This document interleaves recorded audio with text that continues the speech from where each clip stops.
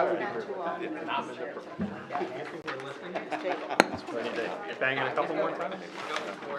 All right, good evening and welcome to the April 17th, 2023 meeting of the City of Summit Zoning Board of Adjustment. My name is Stephen Spur and I'm chairman of the Summit Zoning Board. In accordance with New Jersey Statute 10:4-10, adequate notice of this meeting has been provided to a newspaper of record and has been posted here in City Hall. This meeting is a judicial proceeding. Any questions or comments must be limited to the issues that are relevant to what the board may legally consider in reaching a decision, and decorum appropriate to a judicial hearing must be maintained at all times. For the benefit of the interested public, this meeting is being live streamed to the city's YouTube page and also broadcast on Summit's government channel, which is Comcast Channel 34 and Verizon Channel 30. Please note that fire exits are to my right, your left, and at the back of the room where you entered. The city has a listening system to assist the hearing impaired. If anyone needs hearing assistance, please obtain the system here at the dais and return it after our meeting. Andy Ball is the zoning board's attorney. He will advise board members on matters of law and is the key interface with an applicant's attorney. Mr. Ball does not vote on the applications. Stephanie Soulios is a city employee and is the zoning board secretary. Ms. Soulios assists applicants with the preparation of their applications, planning our agendas, and keeping our meeting minutes. Ms. Soulios also does not vote on the applications. Our board consists of 7 regular members and up to 4 alternates. All members can participate in the hearing tonight, but a maximum of 7 can vote. Most applications require a simple majority to be approved. Some applications require 5 affirmative votes to be approved. You'll be told which majority will be required before we begin our deliberations. Ms. Soulios, will you please call the roll of members? Sure. Chairman Spur? Here. Vice Chairman Steiner? Here. Ms. Newell? Here. Mr. Gonzalez? Here. Mr. Mullen? Here. Mr. Millay is excused this evening. Mr. Loikitz? Here. Ms. Toth? Here. Ms. Sager is excused this evening. Mr. Feskins? Here. And Mr. Yuko. Here. You have a quorum. You may proceed. Excellent. We generally hear the applications in the order they are listed on the agenda. We try to have each hearing last no more than 30 minutes, but we do understand that some applications are too complex to be heard within that time frame. Each hearing begins with the applicant or their attorney giving an overview of the application and the variances that are required. We then hear from any expert witnesses the applicant may have to help explain the application and why their variances are needed. Board members may ask questions of the applicant, their attorney, and the expert witnesses. Once the board professionals and board members have completed their questioning, the public will have an opportunity to ask questions. This is not a time to tell us what you think about this application. That opportunity comes at the end of the hearing. Before you ask your questions, please clearly state your name, spell your last name, and provide your address. It is important that our court reporter be able to keep a clear and accurate public record. The court reporting is being done through the audiovisual system, so speak clearly in the microphone if you can. After all witnesses have been heard, members of the interested public have their second opportunity to speak, and at that time you may express your opinion, positive or negative, about the application. Then the public hearing is closed and we enter into executive session where board members will discuss the application and vote. You will be able to listen to our executive session, but you will normally not be able to participate in the discussion. Most applications are heard and decided in the same evening, and if an application requires additional information or testimony that cannot be presented tonight, we will carry your application to another date, and it will not be decided during this meeting. Krista Anderson, the city's zoning officer, has asked that I remind all applicants that they must read carefully the resolution that documents the zoning board's decision and to pay particular attention to conditions contained in the resolution. For example, if a landscaping plan is required, you must obtain one and submit it to John Linson, the city's forester. If a grading plan is required, you must have one prepared by a civil engineer and submit 3 copies along with the application fee to the city's engineering division. Failure to satisfy all conditions in a resolution will result in a delay in approving your application, as it will necessitate additional follow-up from zoning and other city staff. The resolutions documenting the board's decision will normally be available 1 month after we decide the application. Before we call our first and only public hearing, if you'll join me in rise for the Pledge of Allegiance. Pledge allegiance to the flag of the United States of America and to the republic for which it stands, one nation, under God, indivisible, with liberty and justice for all. Okay. The first and only hearing, and then aside from some administrative work for the board, is 90 Ashwood Avenue, Design, Build, and Management, Inc.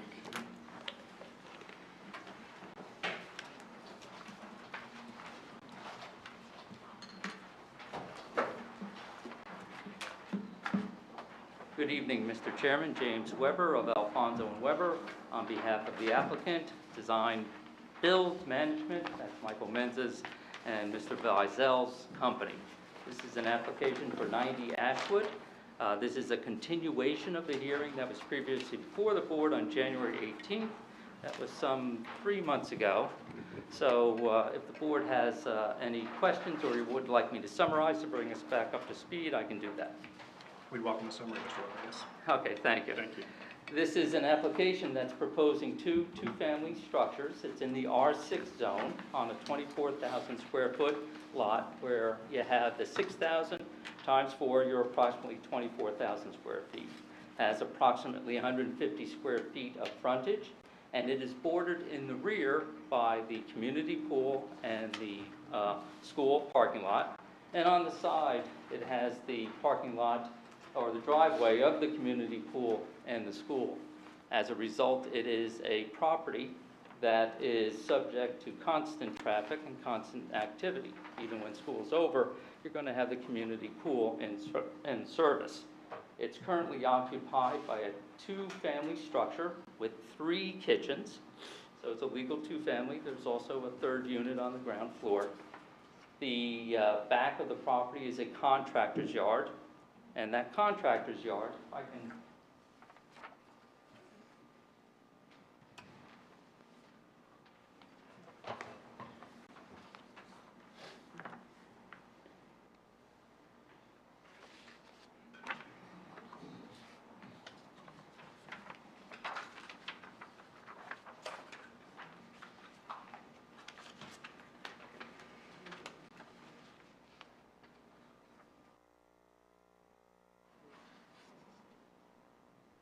that contractor's yard is shown here on the existing conditions. You can see it to the back where you have a shop, and then you have the garage that services that contractor's yard. To the right, you have an existing curb cut and driveway that accesses that back portion. That curb cut and driveway are on the Board of Ed property. As part of the application, the driveway will be removed to the extent that it's on the property in question. And likewise, the existing commercial contractor's yard and garage will be vacated at that point. With regard to the existing structure, that is proposed to be demolished. As the board heard at the original application, we brought in a structural engineer. The structural engineer had provided a report which concluded that the amount of cost to renovate the property was excessive. 2 contractors' quotes were provided to the board. Those quotes came in at $940,000 and $1 million just to bring the property up to code, and they were both clear that there would be additional charges and change orders for anything that once they opened the walls up, they discovered. So as a result, we moved on to the testimony with regard to the site.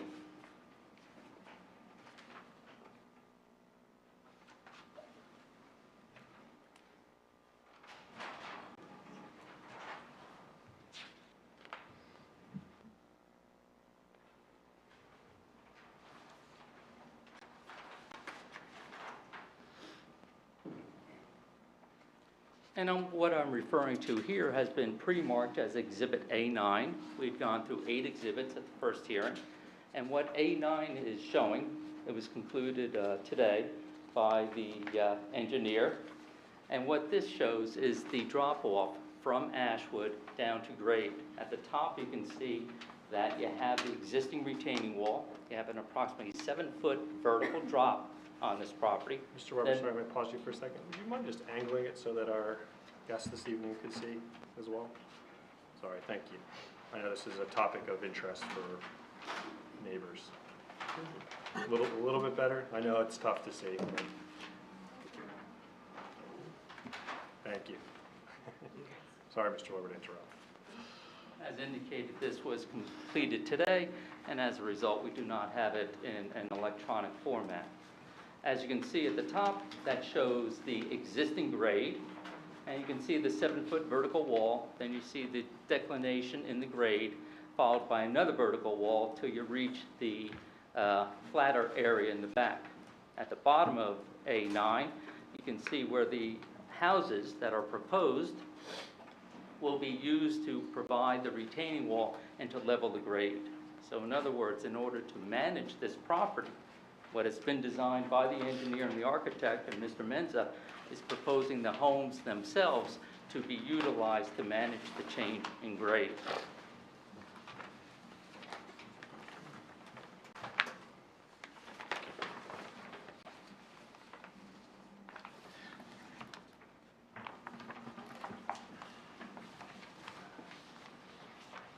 So I brought up for the board's consideration. You can see where the front of the house is on the right, and then you see how it is designed to fit into the grade, and therefore be able to manage this significant change in grade as shown on A9. It is that change in grade that has created the number of variances associated with this property. Because of the change in grade, you have a differential in the height of the structure. From the rear of the property, it's significant. It's, I think, approximately 38 feet. And then in the front, from the streetscape,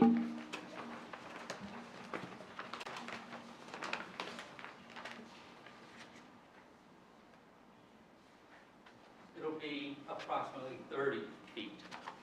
We'll have an exhibit that's been prepared that shows how this existing design, this streetscape, is consistent with the character of the height of the structures on Ashwood Avenue. Because of that change in grade, you have an additional story. So when you have the additional story, then the basement is included in floor area ratio. So while the floor area of the first and second floors is approximately, I think it's around 1,500 square feet, and the total floor area of each of the structures will be around 2,200 square feet, or 4,400 for both, for the structure, 2,200 for each unit. It is designed to have a one-car garage, and one of the points that was brought up last time was the width of the driveway. It turns out that Krista Anderson was correct, that the width of the driveway is 20 feet, and that design has been put back into place. So there's a 20-foot driveway width. The ordinance calls for an apron. That's the area that crosses the sidewalk of 15 feet. What's being proposed is a continuation of the 20 feet, and then the curb cut is regulated at 18 feet, and what's proposed is 22. And the reason of the 22 is to assure that there's maneuverability for the cars coming and going on the driveway, so that we don't end up, as you may see in certain circumstances, where the wheels have gone over the curb, gone through the grassed area, and ended up with ruts. I know that this board has actually had applications that have come back to it where the design was such that everything's fine, but they asked to widen the driveway.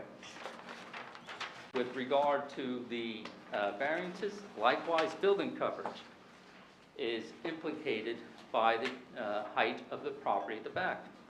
When you have a deck that's at 12 inches or lower, then it's a patio and does not count as building coverage. However, the deck here, coming off the first floor, is 9 feet approximately above the area, and as a result, the deck is counted in building coverage.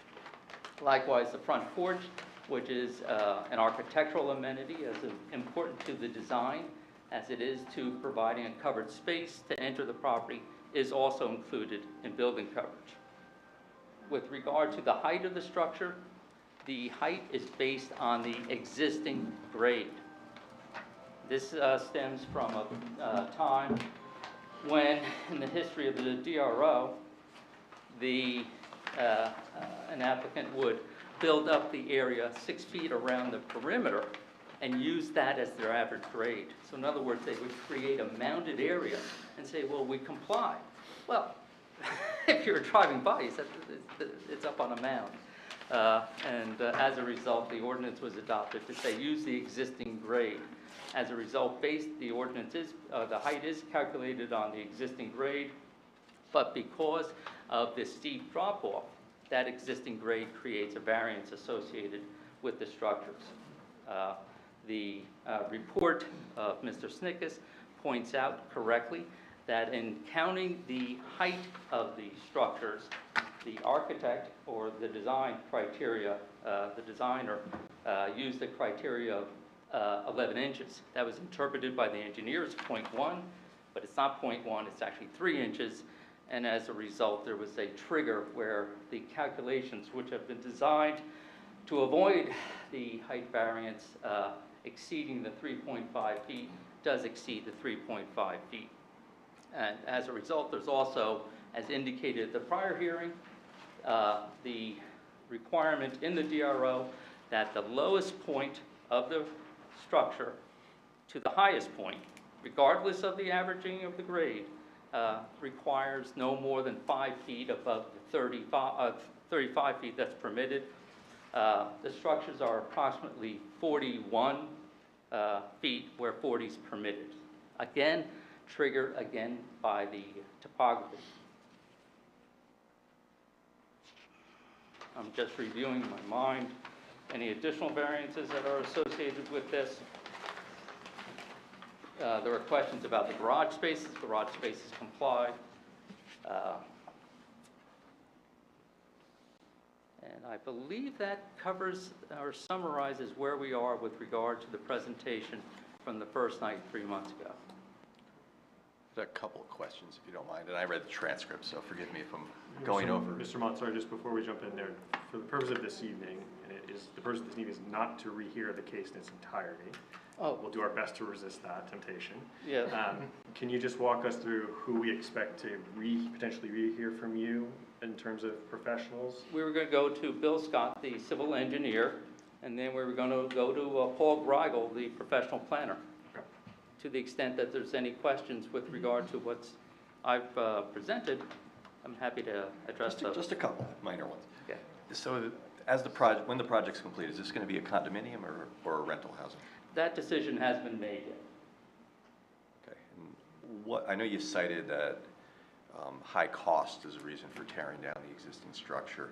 Do you have a construction budget for the project as proposed? I could ask Mr. Menza whether or not he has that budget. Obviously, the amount that it takes to construct something is a consideration that's really beyond the variance process, but certainly True, we can but provide that information. You guys brought up economics as a rationale, so I just want to understand the overall picture. Mm-hmm. I don't have that just yet, but Okay, I'll recall them at one point. I had a question that wasn't made clear to me 3 months ago, and I should know this. If each driveway were 2 driveways, you know, if you had, say, had the doors in the center and the drive, and separated it so there'd be 1 driveway per car, would it comply? I mean, my question, I guess, is the reason we need that the driveways are too wide is because they're servicing 2 homes rather than 1? The driveways aren't too wide, they've been brought into conformity. Okay. It's the apron and the curb Sorry. cut. Okay.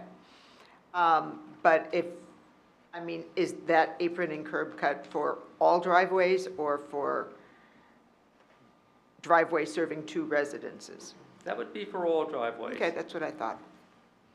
So, and what you're having, if you have a 20 feet, cutting it down to 15, and then it's to 18, it just becomes problematic. I have one question. We don't have the benefit of an update report from our zoning officer, just to make sure. So we're left with the height variance, the building coverage, FAR for both lots. Roof pitch is still a variance too? Yes, thank you. Okay, I thought I didn't know if you mentioned that. Yeah, I wasn't sure. We did not, Okay. and that was part of the presentation originally, where an exhibit was shown where it was a better, more aesthetically pleasing design at the 4.5 to 12 rather than the 6 to 12.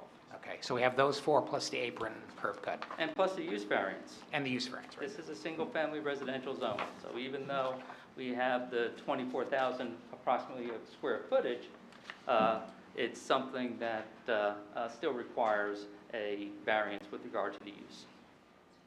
George, you have a question? Yeah, I gotta go back to parking. It's 18, the curb cut allowable is 18, and you're going to 22, Correct. but the allowable is 18. Yes. Why not 20 and just make the driveway straight? I can have the engineer take a look at that when he's testifying and be able to respond to I that. don't see the reason for exceeding it by 4 feet. And so that's 4 feet times however many driveways we got there. I do remember the application that was brought back to the board where it received approval for the home. For And 20, well, for 2 no, feet. just They the, got 2 feet, they didn't get, okay, very good. Any other questions from the board for Mr. Weber? And I would just note that Mr. Mullen and Mr. Lickitz have dutifully read the transcripts from the prior meeting and certified accordingly. So they had exciting weekends, the both of them. I'll offer maybe Dipti or Ed, if there's any questions for Mr. Weber, understanding we'll hear from some additional witnesses here. Variance for steep slope would also be required? That's correct. There is a steep slope area that is consisting of the improvements. So it's we're at approximately 1,800 square feet, 1,000's the permitted area, and so we'll be also steep slope. Thank you, Ms. Ch. And this is my fault, but the profile that you showed before Exhibit E9, were those proposed walls that are different from what's on the site plan currently, which is, or? That's a good question. Okay. I'll have Yeah. Mr. Scott address Okay, that. no problem. Thank you. Okay. Are there any, I'll offer this opportunity to the members of the general public for Mr. Weber. Again, the intent is not to rehear the entire application this evening and respect the fact that many of you may not have been able to attend the prior session. If you have any questions regarding what Mr. Weber just presented, you're welcome to come forward to the podium. And we're just taking questions at this time, so try to limit your comments to questions alone. You'll have an opportunity to speak on the application at the end of the hearing. So I just need your name and spell your last name for us and Okay. address as well, and then you can ask your question. Carmela Nocerino, Nocerino. I live at 70 Ashwood. Okay.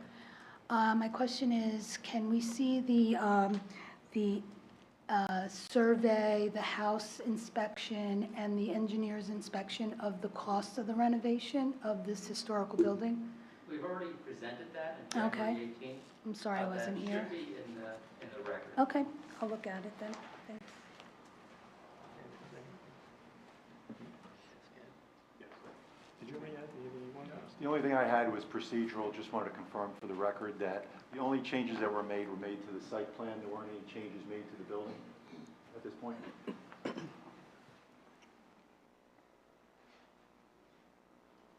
No. Okay, thank you. Sorry. Good evening. My name is Janice Barry, and I live at 67 Ashwood Avenue. Given that this is an R6 zone, have you developed any designs for single-family homes? And if not, why not? That's a good question. We can recall Mr. Menza to address that, but I can certainly assure the board that the feasibility of this design was examined, that there was a consideration to any number of units. One of the points that was addressed was that you could put 3 lots in the front and then use the driveway to create a flag lot in the back, but the whole point was then you're ending up with a collection of single-family homes and still having the same amount of density, rather than creating something that would take advantage and use the homes to manage the steepness of the slope. Plus, the city of Summit doesn't particularly like flag lots, so having a lot in the back, even though it would be accessible by that driveway, would not be something that would be appreciated by the city. So when you look at an application like this, you look at what's peculiarly suitable for this particular location. And that peculiarity isn't limited by what else might be able to be built there or what else could be done somewhere else. It's by what is suitable for this particular site. So when we look at the fact that you have the driveway, you have the school, and you have the community pool on this property, the design is to have a reinvestment that would be solid enough to make sure that the rest of Ashwood Avenue that is otherwise affected by the school and the pool would be protected. Well, if I just could, I was wondering in looking at all the documentation on the website, were there drawings for the existing house? Because I was thinking it would be helpful if the front elevation of the existing historic structure Sorry, was ma'am, superimposed. We're gonna limit this to Oh. questions if we can. Okay, well, And we're gonna hear from Mr. Menza, who's the designer, he's the developer, oh, frankly, and the okay. designer as Yeah, well. are there drawings of the existing historic house, is my question. Perfect. Mr. Weber, do you have an answer to that question? Well, one, there's no proof that this is a historic house. In fact, the first hearing was to the point that it is not included among the 44 historic structures that are listed within the city of Summit. The second point is that, yeah, there's a series of photographs that were introduced that indicated that this is the existing structure, what you can see. And that included the commercial garage in the back, the garage itself, the building, and the somewhat less than well-kept building. Okay, I guess I'll save my house was built in 1890, and it's my understanding. We'll give you an it's- opportunity to provide comments at the end. But and you're it's welcome not to. listed as a Thank historic you. house? Yes, thank you very much. Any other questions? Please, yeah, you're welcome to come forward. And thanks, everyone, for your patience here. There was considerable testimony prior. If we can answer and bring you up to speed, we of course will, but want to move naturally the case forward. Your name and address, ma'am? Good evening. I am Geraldine Ponto, Ponto. I live at 7 Fatude Court. It's actually a Menza Bisel project that was developed 27 years ago.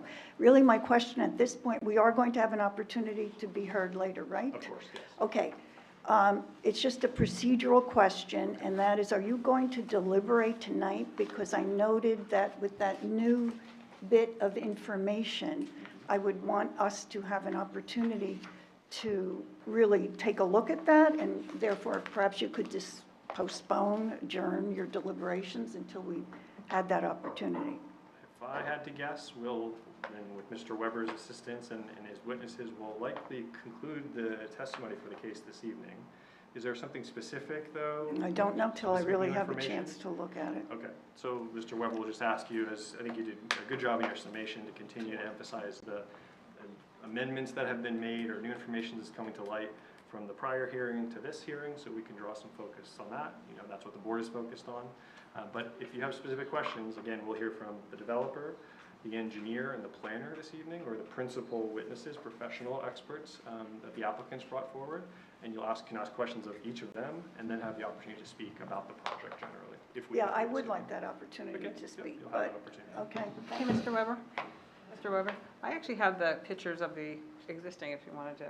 Oh, I have them up on the. Oh, okay. I can put thought them you- up in the well, video, if she wants to, but Perhaps again, yeah. sort of trying to get through to you got it. the engineering.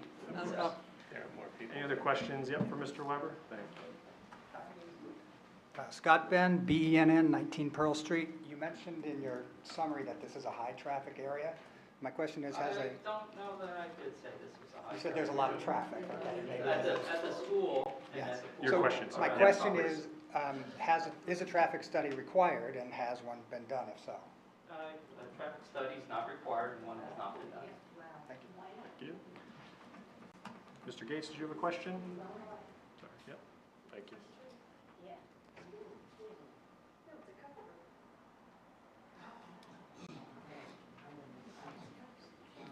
Hi, my name is Helen Campagna, and I live at 16 Hughes Place.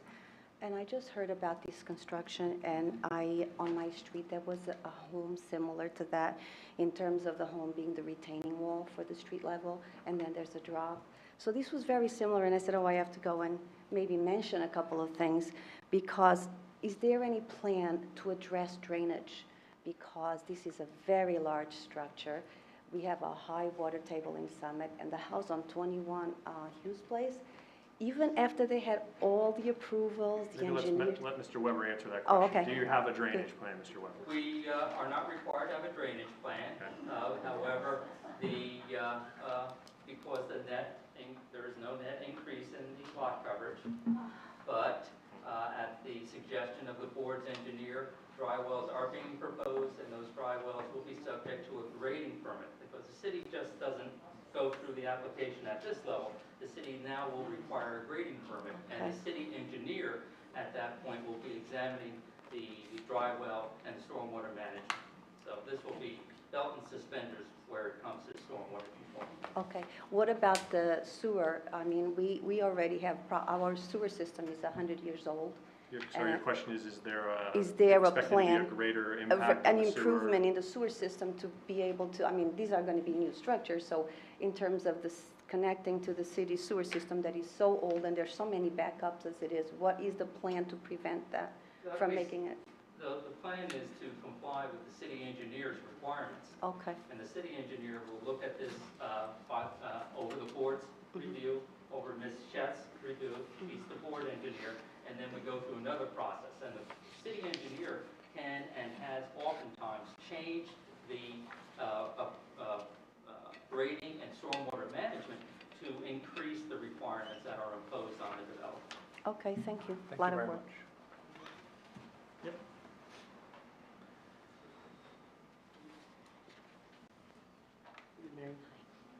Julia Conley, Connelly, 25 Pearl Street, Summit. And the applicant is requiring, requesting a lot of variances, but specifically 2D1. And the applicant has to prove positive and negative criteria, reasons. Have they met that? Because so far, we're not seeing that they have met it, because there's nothing Let's pause questioned. you right there. I can answer the start of it, Ms. Weber, maybe you can bring it to a close.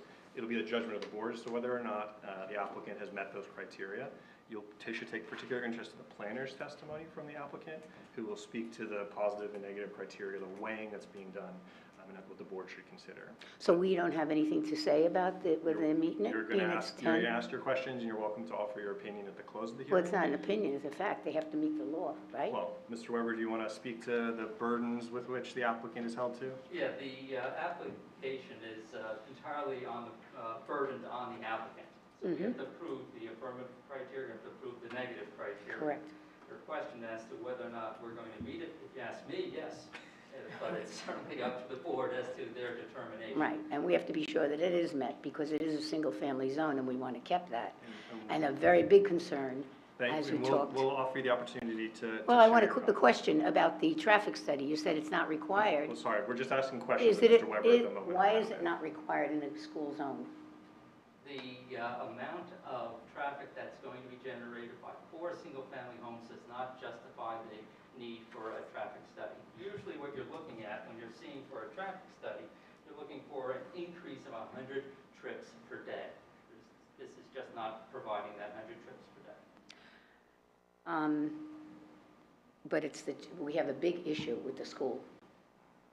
So, So your question is from. well, yeah, the question is that being that there's a big issue with the school, you're not gonna address that. I have children that go there, so that's why I want to. Sorry, ma'am, we're just offering questions to Mr. Weber at the moment. So that's not your concern? I don't know.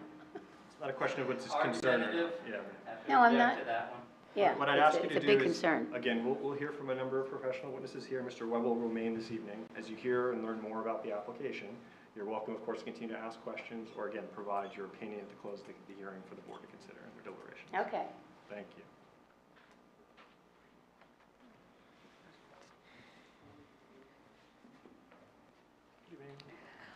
Janice Barry, Barry, 67 Ashwood Avenue. I did watch the first meeting, and there was a claim made about no demolition permit. So my question this evening is, have you applied for a demolition permit, and when was it issued? One has not been applied for, and as a result, it has not been issued. Okay. But the demo permit is not subject to land use regulation. In other words, we don't have to come to the board to obtain a demo permit. Oh, okay. Good, thank you. Well, one other question then. Can you answer what is going on with all the soil that has been brought to the site? That that has been permitted by the city engineer's office, and that is soil that has been designated as clean, determined to be clean, and that was there in order to provide the soil necessary to change the grade in order to build the homes. Okay. Thank you for your questions. If you can consolidate your questions, perhaps when you do come to the podium, it'd be welcome for the sake of time, but appreciate we're all learning here as the testimony continues. In lieu of that, So have there just any your been? name Oh, and address. Julia Conley, 25 Pearl Street, Summit. Thank you. Connelly. Have there any contamination testing been done on the property? Yes. Okay, because it was a, a tank, Yes. Gas tank on it for years and years. Mm-hmm. Okay, I mean, not gas, gasoline. There's probably oil, there was probably hydraulics, Okay. but that's all been tested, and that's, And all these dirt that's being brought in is being tested as well? yes. Okay, thank you. Thank you. Other questions at this point in time? Okay, wonderful. Mr. Weber, we'll move to your next witness, please. I would ask that Mr. William Scott be called to the stand, be sworn in to give testimony in this matter. Mr. Weber, was Mr. Scott sworn in at the last hearing? Or should we just do it again just to be safe? I can't recall off the top. Do it again. If you raise your right hand, do you swear affirm the testimony you're about to give in this matter is the truth, the whole truth, and nothing but the truth? Yes, I do. Please state your name, spell your last name. William Scott, S-C-O-T-T.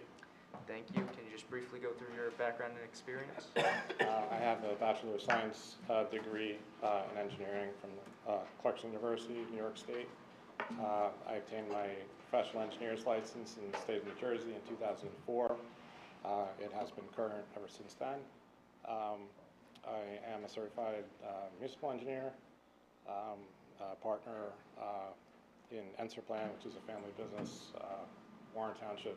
We've been there since 1985. So you can speak up a little bit, Mr. Scott, yeah. I'm sorry. That's all right. Any questions from the board, or would you like to accept his credentials? We'll accept your credentials, Mr. Scott. So you've heard a lot. If I Oh, can, sure. because I'm not sure if you were sworn in and provided any testimony, so are you familiar with the application that's currently before the board? Yes, I am. And how did you achieve that familiarity? Our office prepared the survey for this project, and I prepared the design. And are you familiar with the City of Summit and its Development Regulations Ordinance? Yes. And you've prepared the engineering plans with regard to this property, and you've recently revised those plans, and subject to the comments of the board's engineer. And I brought up on the screen those plans that have been revised, and I had described them in general, what was proposed. And in looking at that, I've described the variances associated with this application.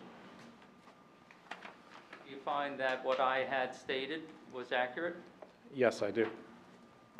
And then with regard to the variances,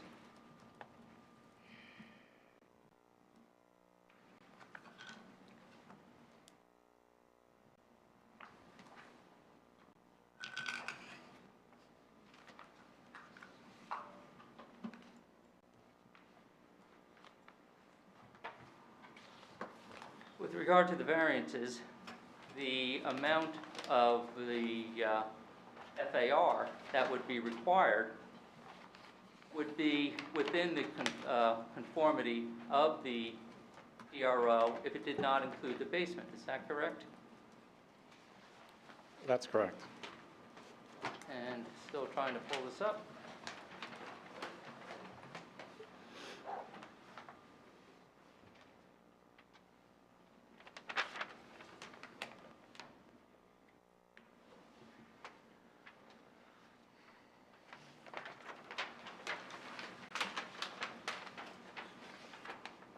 And looking at the FAR that's proposed, what's permitted is 35%. If you did not include the basement, you'd be at approximately 34%. For floor area, I'm sorry. For floor area ratio. Yes. And it's including the basement, which is now considered a story above grade, that's increased the FAR. That's right. And likewise, in terms of the building height, because of the change in grade, that has increased the amount of the height that is permitted, so that the existing grade has created variances for the height of the structure as viewed from the back. That's correct. But the height of the structures as viewed from the front has been reduced, is that correct? Yes. And so from the streetscape, you're looking at a height of approximately 30 feet. The structures that are along the streetscape, for example, the existing structure, is this going to be lower or as high or higher than the existing structure? I believe the building to the right would be lower, and the building to the left will be consistent or slightly lower.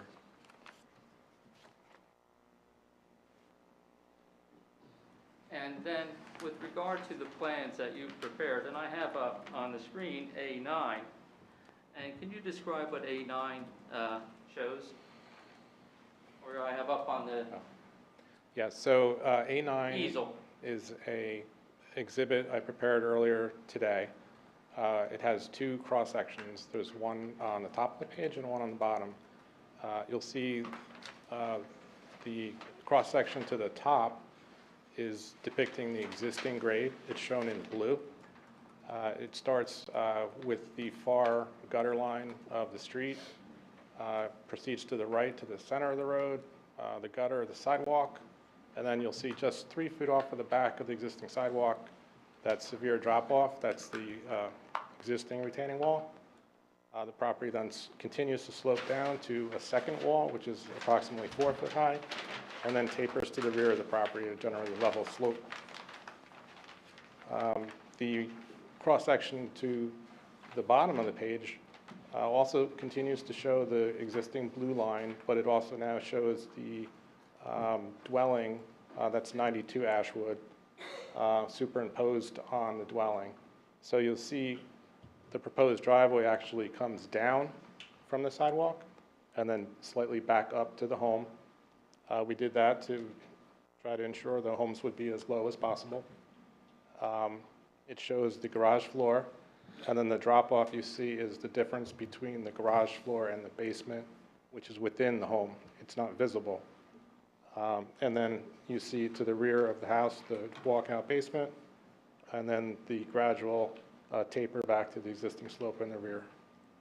A question had been posed by the board member as to whether or not the proposed wall would be consistent with what is shown on the engineering plans. Can you answer that question? Well, the walls shown on this exhibit are the existing walls. What about the, if you look at the placement of the house at the bottom of A9? Isn't that your proposed, isn't the house shown there? The house is shown. The actual grade line is not shown. So the existing grade line is shown, and the home, but actually more of that structure would be covered by the grade line, and the proposed line is not shown there. But it generally tapers from the garage floor across the structure to the walkout basement.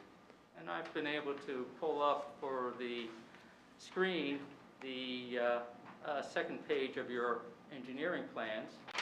And if you look at the screen, you can see the retaining wall that is shown along Ashwood, and then you have the retaining wall at the back. Those are reflected in your A9? Yes. And then you can see on that screen again where the back of the property tends to plateau off. That's right. The green area, is that highlighted to show the steep slope? Yes, the green hatching indicates a steep slope area. And that also shows the bituminous driveway that encroaches onto the Board of Ed property and serves the back portion of the shop and the commercial garage. Yes, a portion of that driveway is steep slopes and will be removed. Now, well, Proposed to be removed. Right now, the application that's proposed to the board consists of the property that is designated as Lot 26. it would be required, Mr. Chairman, members of the board, for the city to agree that they would want that area to be regraded and corrected so that the driveway could be removed. Likewise, it could just be sawed down the middle if the city, if the board approves the application, it would be appropriate to make the comment that it is recommended that the applicant approach the city in order to address that.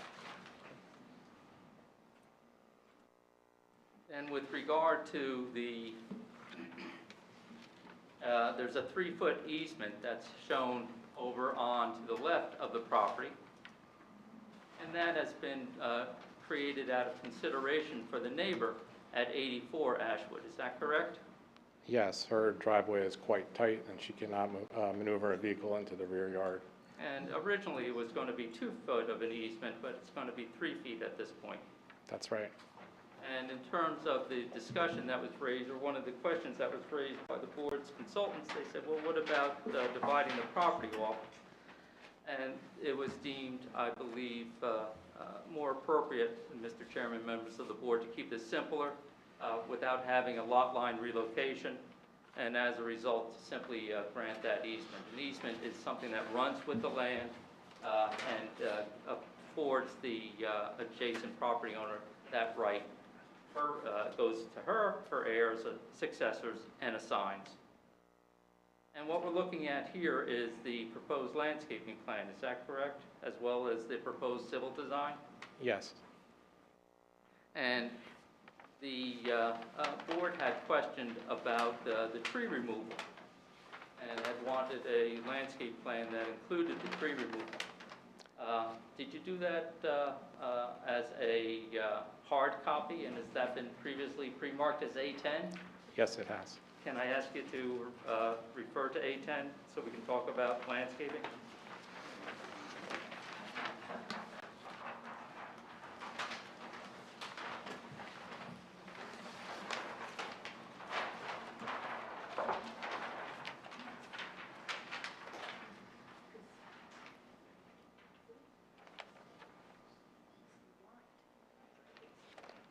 Mr. Chairman, there's no microphone over there.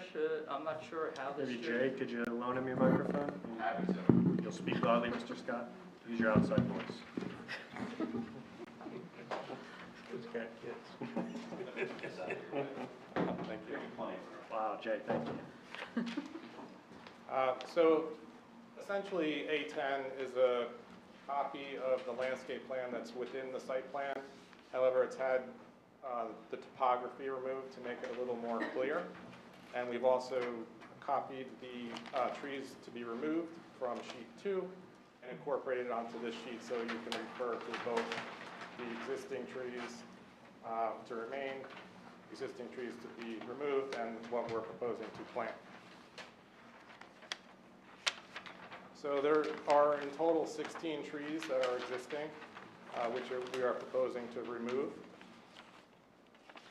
7 of them are along the sidewalk areas or in conflict with the driveway area of the proposed house. The other trees to be removed are to the rear of the site. There was a site meeting held with Mr. Linson. We received no specific direction to try to preserve any of those trees. Those trees are very close to the existing structures and very close to the existing retaining walls. Several of the trees appeared, again, I'm not a certified tree expert, but I believe one has already blown down since the beginning of this application, and they don't appear to be in good shape. And Mr. Weber, you may be getting where I'm thinking is, first of all, who is Mr. Linson? And what was the general characterization of his comments in the memo that was provided? I brought up on the screen the staff comments of Mr. John Linson. John Linson is the city forester, and these comments, as shown up on the screen, are dated April 6, 2023. And they state, and I quote, "I met with the developer on site many weeks ago, and the landscaping shown on the grading and utility plan, page 3 of 4, prepared by William S. Scott, P.E., as revised 3/29/2023, reflects my input given at that time. No objection." Now, what you described for the board was also interested in the plants that are proposed. What are proposed? So we are proposing 4 red maple trees, which provide the required 2 trees per lot, which Summit requires. In addition, we're providing dogwood trees in the front of the dwellings. We're providing Norway spruce to the rear of the property for screening. And we're providing a series of arborvitae screening plantings, as well as foundation plantings. In total, the proposed tree count is 60, not including the plantings we're proposing along the dwelling as well. And in terms of the arborvitae, you're proposing green giants, which are resistant to deer?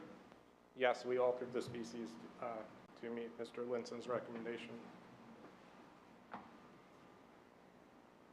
Then, if I can draw your attention back to the site plan, unless the board has any questions with regard to the landscaping plan, Show the drywalls. then I would ask you to, in looking at you're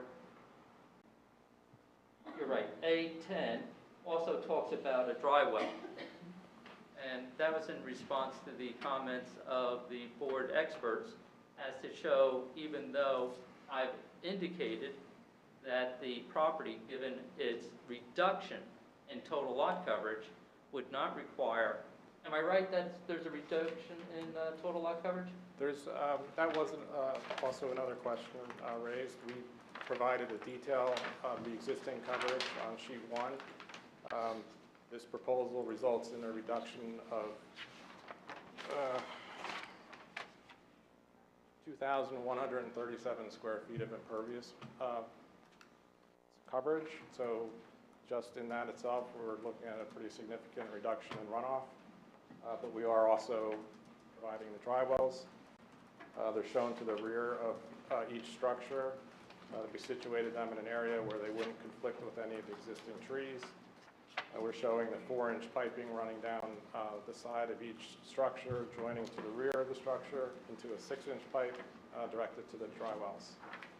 And in the back of the property, the rear lot line, before you get to the curving of the school and community pool parking lot, what's the distance from the rear lot line to the improvements on the Board of Ed property?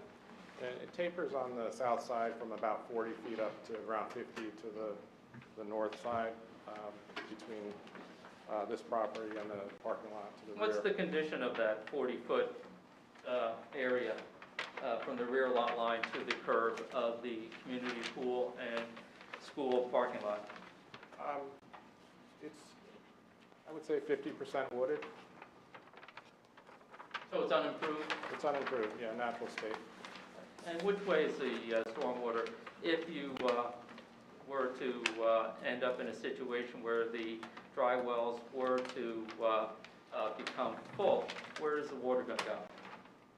Well, the existing drainage path is from Ashwood towards the rear, directing, after it leaves this property, it would flow towards the parking lot to the rear. There's a storm source system in that parking lot, which we would enter.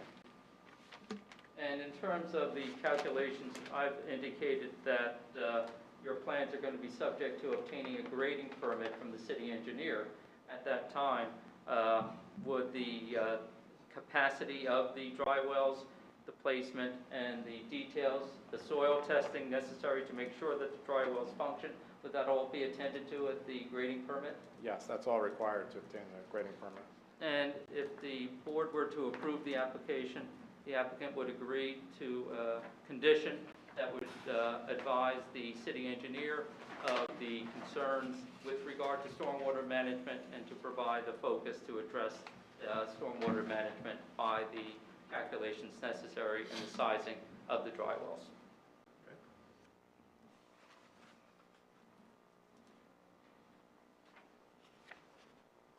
I've talked about the building height, and the board's planner had raised the issue that was pointed out when the height as drawn on the architectural plans was drawn that the figure was used as .11, or 11 inches actually, and that was 27 feet 11 inches from the first floor height to the ridge, and it's actually 11 inches is 27.8, correct?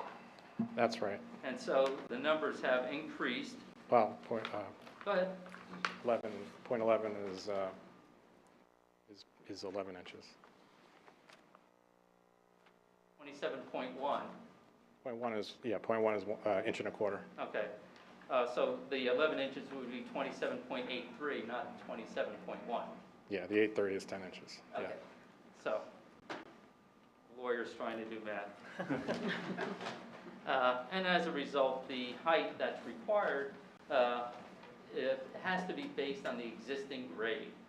And you had done that. And so on the existing grade, what you're talking about for lot 26.02, we're talking a structure that based on the existing grade of 36.26 feet. And then with regard to lot 26.01, and that's the one that's next to the school, we're talking at a height of 38.98. Right. And 35 feet is permitted. Yes. And in terms of the calculation of the grade as shown in the front of the structure, we're talking approximately 27.8 feet, or is it a little bit more? Because I did that from the first floor. Here. Can you just repeat the height for lot 26.02, please?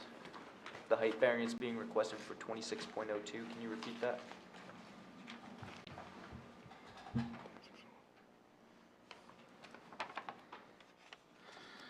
$36.26. Thank you.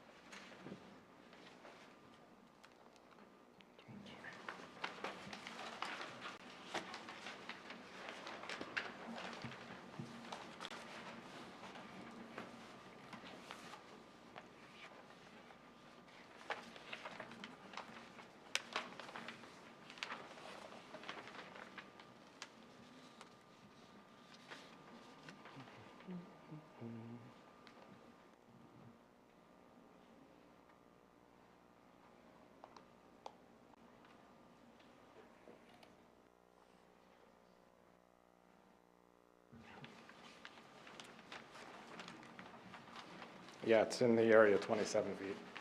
I've been able to pull up the right side elevation, which has the height on it, and I'm showing that it's 30.3 from the grade to the peak of the roof. Yes, the number I gave you is from the garage, which is depressed from what's shown as grade there. And then with regard to the highest to lowest,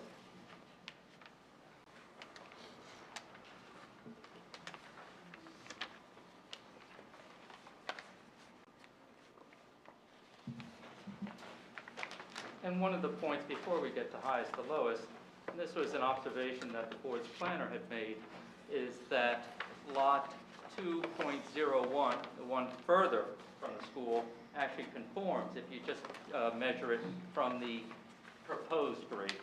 So when you do the proposed grade and do the average around the foundation, it conforms. The lot 02 nearest the school still would have a variance associated with it. The board's variance standard is the existing grade, though. It's not the average grade of the new grade, it's the existing grade. With regard to highest to lowest, though, you use the proposed grade. And at that point, for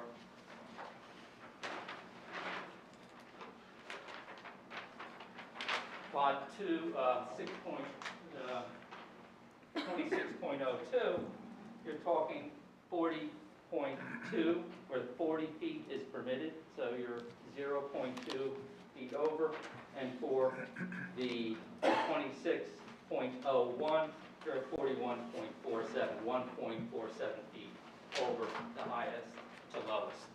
Again, that's taking one shot at the back of the property, you find the lowest spot, and then you find the highest spot, regardless of their relationship.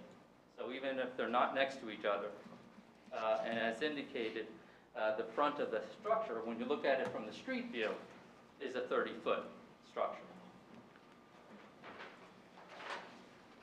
I had indicated that building coverage includes the deck because it's above the 12 inches as well as the front porch. That's right. And let's see if I can get the screen to go back to run those numbers, unless you have those numbers readily in front of you. I don't have them. I do know that if you discount the deck and the front porch, then it would be compliant. And so that was designed to achieve that compliance. But in that regard, you include the deck, which is off the first floor, correct? That's right. And then you include the front porch. Yeah, we include the front porch since it has a roofed porch.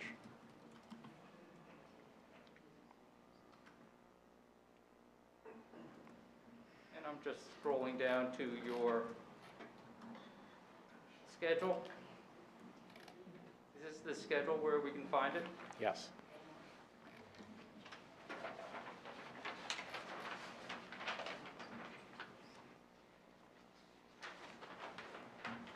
And so we look at the building coverage where you show 20% is permitted, that with, if you did not include the deck and front porch, you'd be conforming for both lots, but including the deck and front porch, you're at 24.15 for 2602.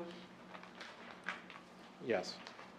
And what are you for 2601? If I said 24.46%, would that be correct? Yes, it would. Okay.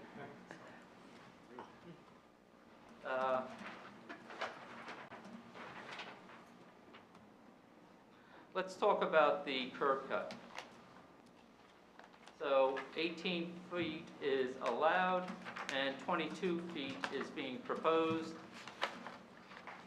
And as for the apron, 15 feet is allowed, 20 feet is being proposed.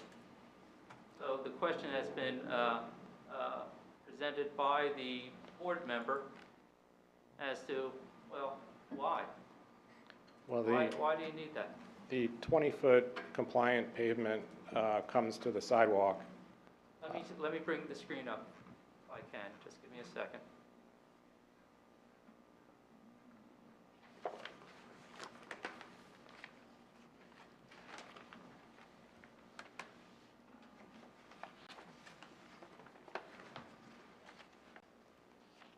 Is this an appropriate screen to refer to the board member's question? Yes. So you'll see both driveways are noted at 20-foot wide, the pavement, and we propose to bring that pavement out to the sidewalk. So your apron would begin at the street side of the sidewalk.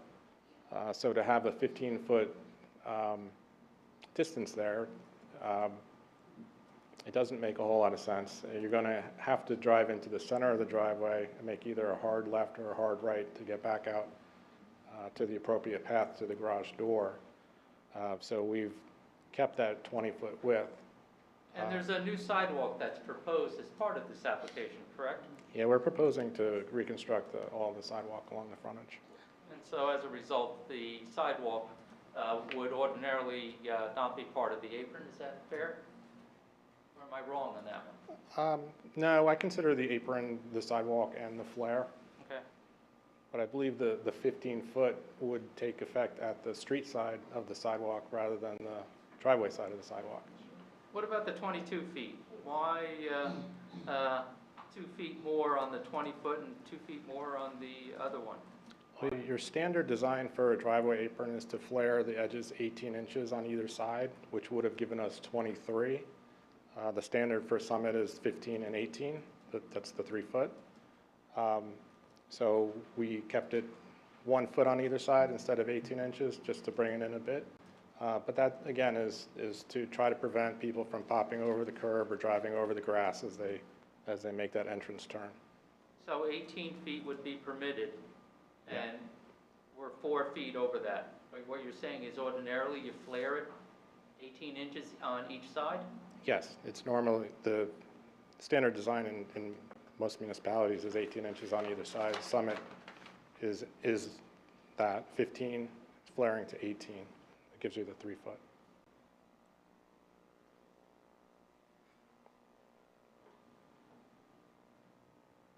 A question had come up with regard to whether or not there's going to be stairs that go down from between the structures down to the backyards. We're not proposing that, no. And so the access to the rear yard, and how deep is the rear yard?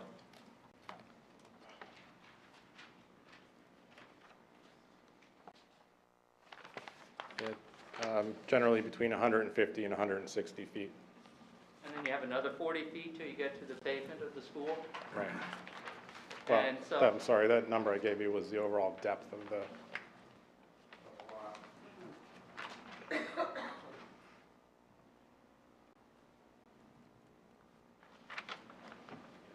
So the rear yard from the dwelling to the rear of the property is about 80 feet. 80 feet. And Yes. then another 40 feet till you get to the parking lot of the school? That's right. And that provides a significant buffer for these dwellings from the activity of the community pool and the Board of Ed property? Yes, it's a significant distance. And as a result, to access that rear yard, what's the proposed access? The access would be to the right of the retaining walls on the property to the right on 260. Oh, now you lost me. Oh, hold on, I'll find it, there you go. 2601. You can walk along the right side of the retaining wall, and on 2602 you could walk along the left side of the retaining wall to the rear of the property. And that's the property, the portion that would be the subject of the 3-foot non-exclusive easement. Yes. And a non-exclusive easement, if I can, Mr. Chairman, subject to the board's attorney's correction if I'm wrong, means that the property owner as well as the easement owner both get to use that portion of property.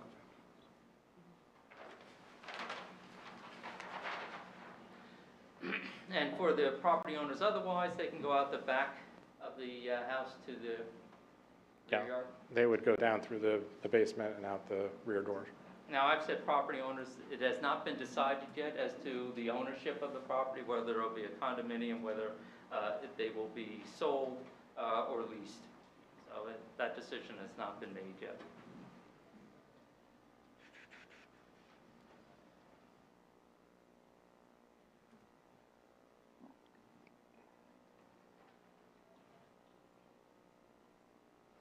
I'm just reviewing, Mr. Chairman, any additional questions before I ask Ms. Ch and Mr. Snickis if they have any further questions. And then the public as well. So And the no public, worries. thank you, Mr. Chairman. I have nothing further. Okay. Dipty will give you the first crack at him. Was Mr. Scott telling the truth? Yes, but I do have questions. Proceed. The limit of disturbance is defined on, I think it was sheet 4 of the plan set, the revised plan set. However, the landscaping plan shows 3 trees in the back, which were called, Norway spruce. Are those in the limit of disturbance based on what we're seeing? I don't believe they are. We can adjust the limit of disturbance. The limit of disturbance includes the grading right now. Sometimes when we plant an isolated tree, we don't include it, but we certainly could revise that line.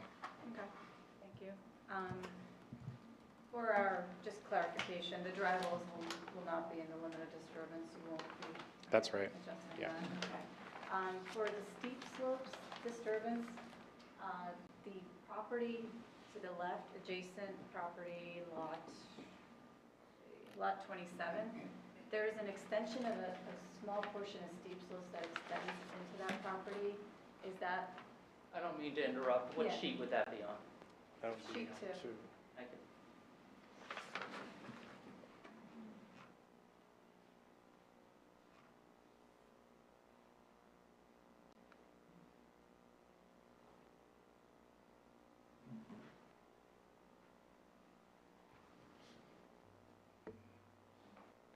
Yeah,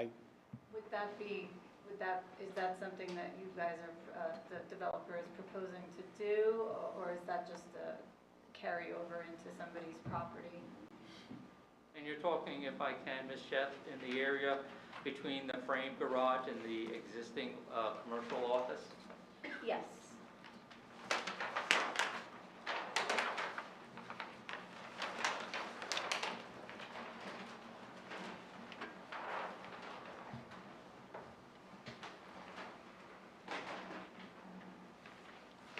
I mean, the current design is to retain that slope.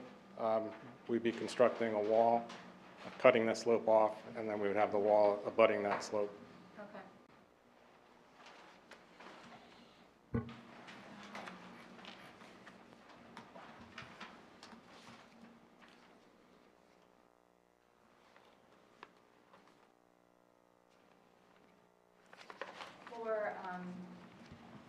We understand that dry wells will be added.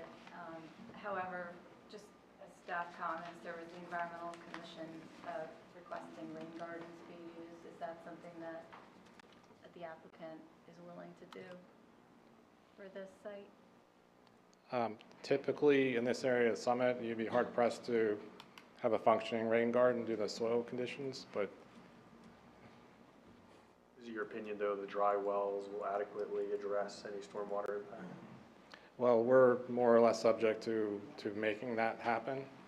We'll test the soils throughout the site to find an area where it would work, and we would have to modify the size and the shape and dimensions of the dry well. I did not say to remove the dry wells. This would be a combination of the two. If the soils had some issues, that was just something that was suggested, and it might be something to look into. I brought up for the board review, Ms. Ch, the Environmental Commission's report. Mhm. And there we are.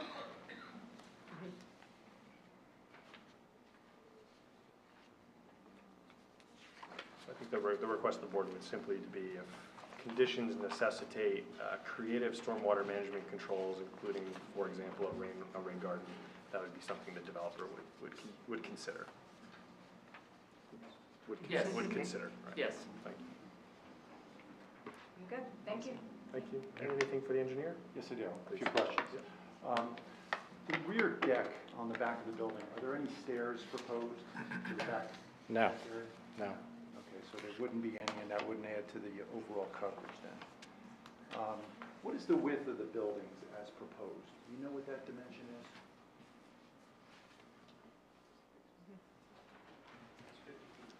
What screen would you like me to go to, Mr. Scott?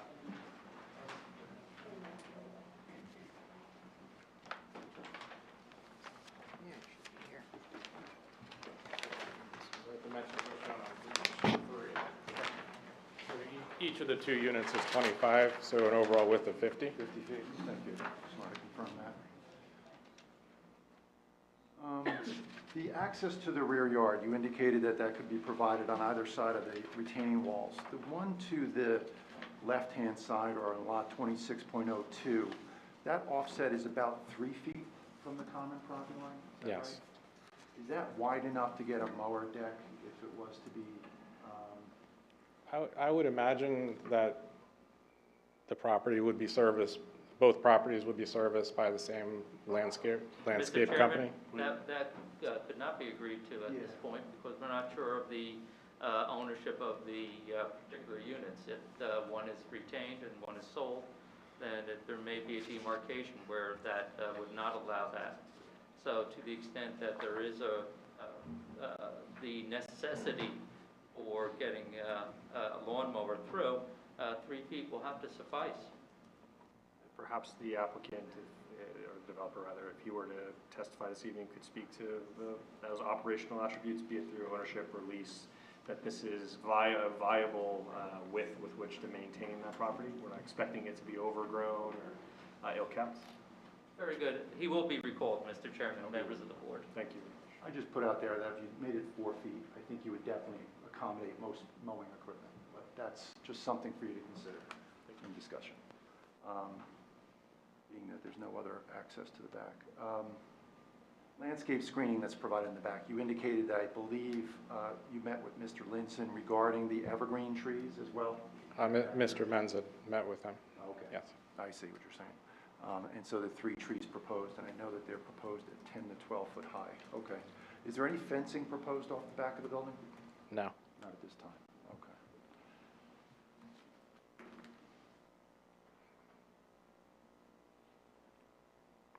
You indicated in the elevation or in the cross-section that you provided the grade change that was proposed.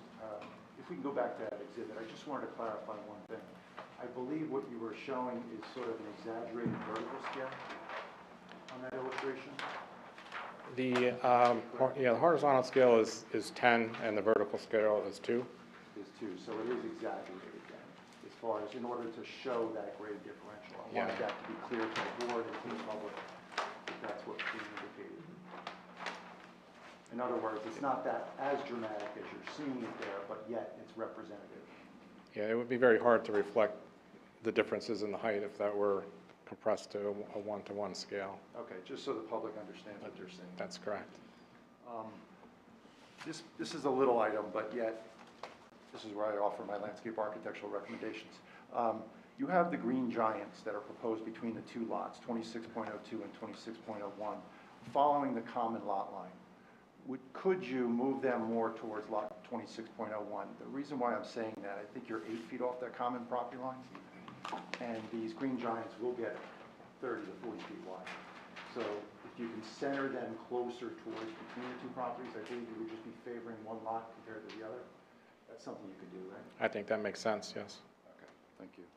Are we talking about the trees that are between 2602 and 2601? That's correct, between those 2 lots. It's just a recommendation for better growth over time. In the building height measurements that you indicated under testimony in your direct regarding the elevation at the front of the building, I believe you gave us 26.83 feet. Was that from the garage floor elevation to the ridge height of that building? I just wanted to confirm.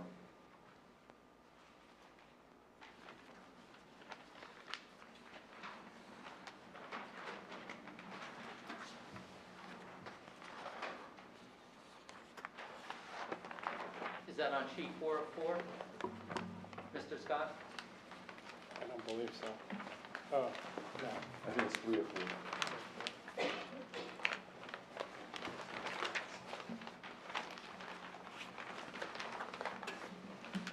You're asking about the lot 2601? Yeah, I believe you gave 27.83 feet as the elevation as seen from Ashwood, I would imagine, is what the point was. And so therefore, it's from the garage elevation at the front of the building to the ridge line? Is that the way you would have it?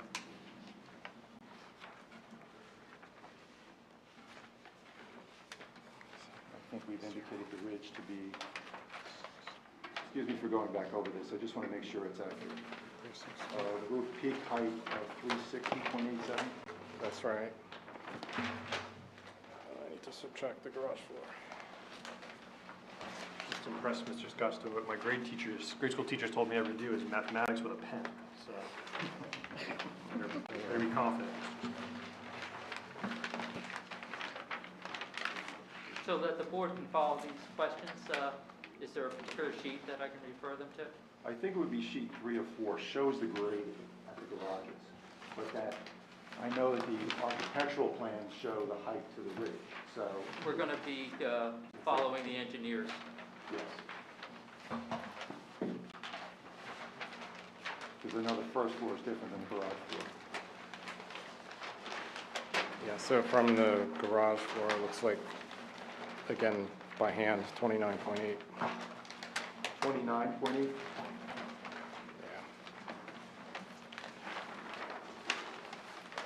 Thank you. Well, are you certain, Mr. Scott?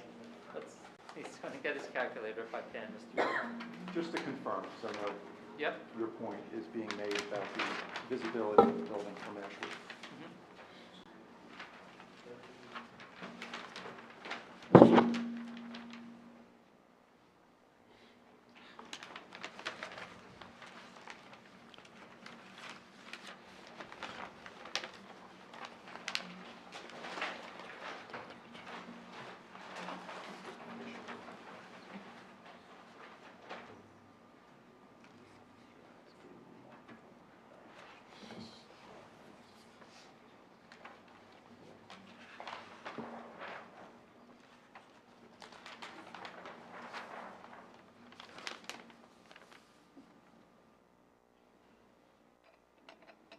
$29.5, so I missed a number.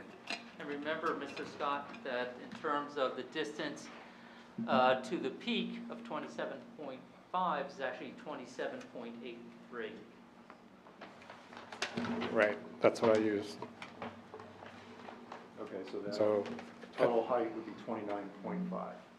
yeah, at the garage, and from the sidewalk, you'd be at the 27. I'm depressing that house in particular because that was the most stringent grade change there. I see. And before we move on, I just want to clarify, this is corrections to the plans, but doesn't necessarily impact the height variances that are being requested, right? That's correct. We put the height variances, and they were subject to the astute observations of the board's planner, which pointed out that the was not 11 inch. It was not 11 or 0.11. It was 11 inches, and as a result, the architectural scale and the engineering scale did not coincide. Thank you. No further questions. Any questions from members of the board for the engineer? I don't know if this is the right person to ask or not. I'm looking at these porches in the back. There are no stairs off them. They're 12 feet in the air. Something happens. I think How's the it's, kid get down? let's just double check the height. I believe there's Well, a 10 9 feet foot. in the air, 27. Are we looking at the architectural plans, if I can, Mr. Chairman? I'm using I mean, to the roof line is 27.1. Anyway, and the whole thing, I just doing Am I on the a right subtraction, it's like 10 feet. It's a little high. How does someone, He's looking at the illustration, I believe in this set here, Okay. Mr. Weber, looking at the rear of the property. If there's a better sheet to reference that. I think the question is, what is the height from the lot level to the deck floor?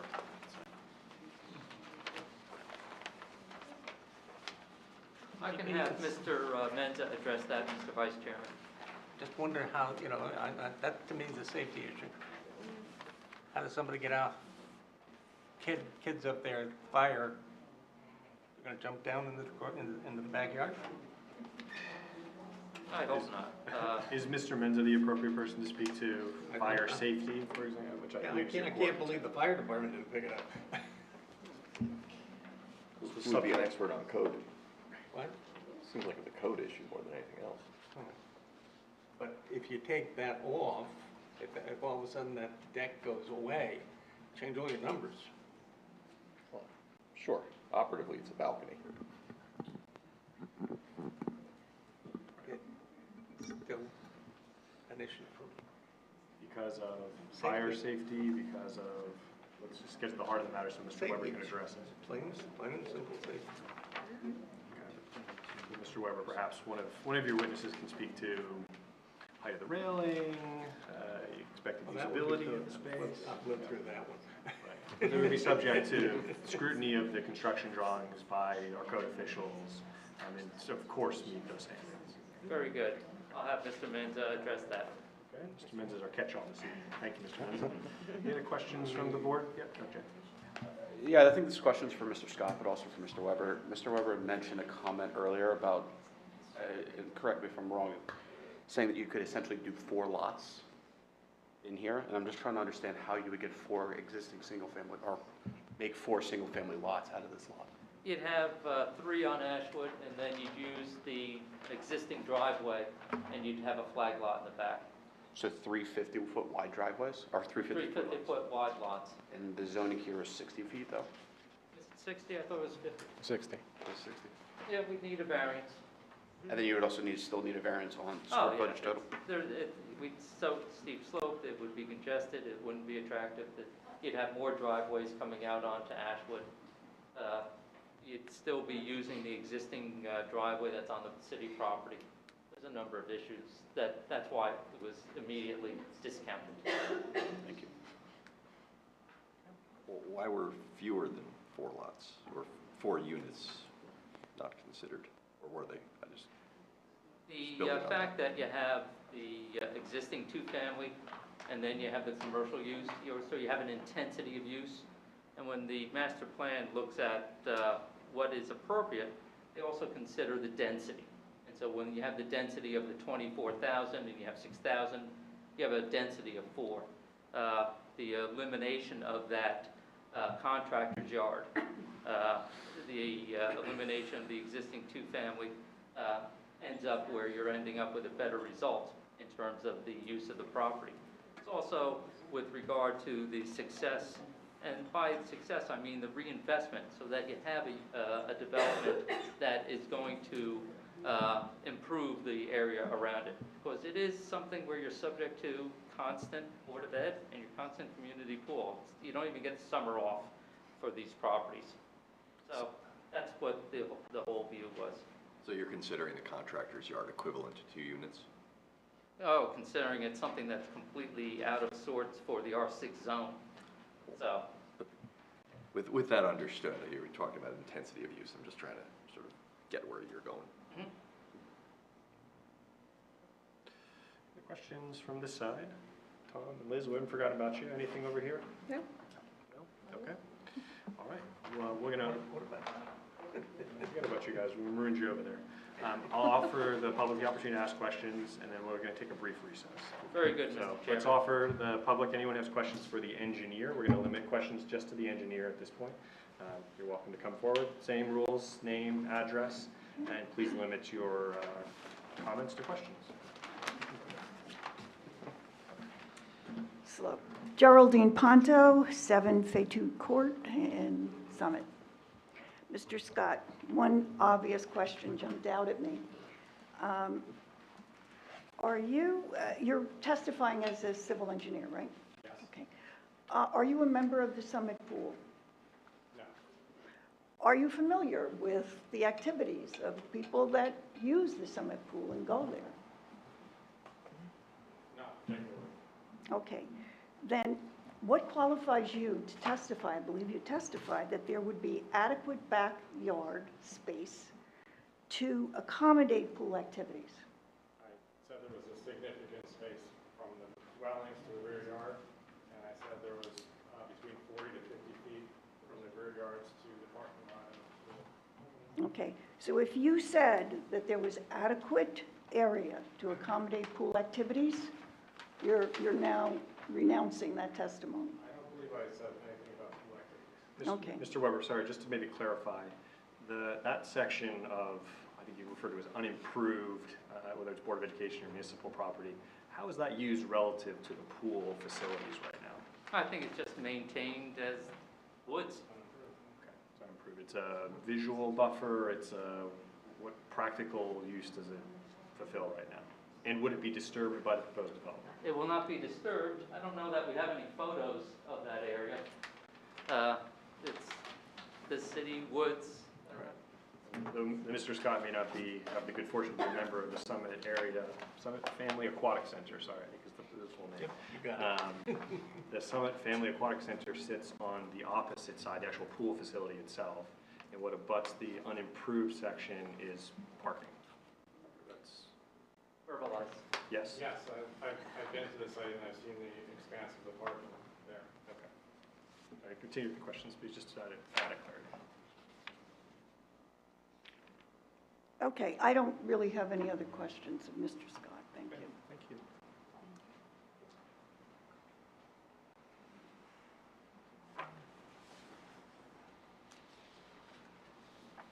Julia Conley, 25 Pearl Street, Summit. This application is asking for 10 different variances. I don't even know where to go with it. But my one question is are you aware that there's a easement from JCP&L on this property? I could not hear the question. Well, you are, who's this? Are you aware that there's not? Gentleman over here, there's- Mr. Yuko. Yeah, Are you squeeze his aware? mic. Are you aware that there's a easement from JCP&L? I think it's on the north part of the property. It was done back in the 70s. I don't know if that affects it, We're not aware of an easement. but there is.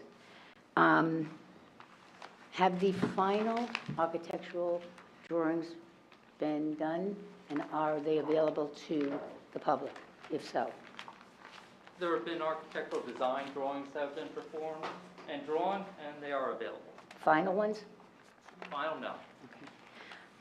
Now, this height of all this structure, not only the height, because one height, because it's massive all the way across. Sorry, your question, we just want to get. All right, You I'm have an just trying to opportunity explain it to my question. Give me a minute. Massive is It though a is- description, ma'am, and we're going to ask you to offer your comments All at right. the close of the hearing. Thank you.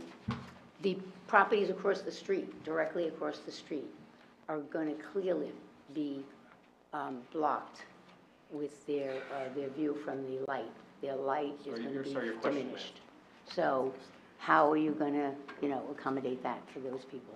Again, it states a fact that's not in testimony, and as a result, the question is objected to. Okay? Thank you. It's there. Any other questions for the engineer? Okay. With that, we're going to take a 5-minute recess, and then we'll return for the next witness. Thank you.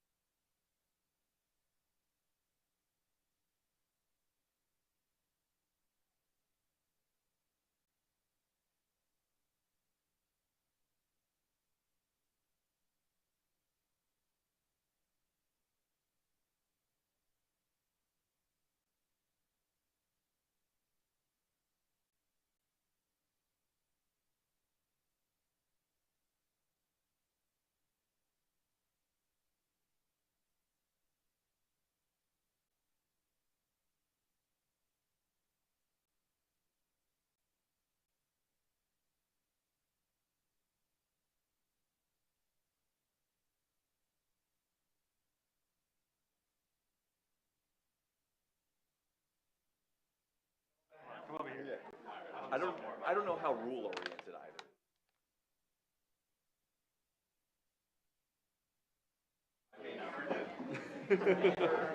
My whole thing with that. Last question. Rejected that for. I don't believe so. If you want, I can get you in as a guest at some point this summer. Every last Indian. Around there, these stairs? No. Yeah, they put a door.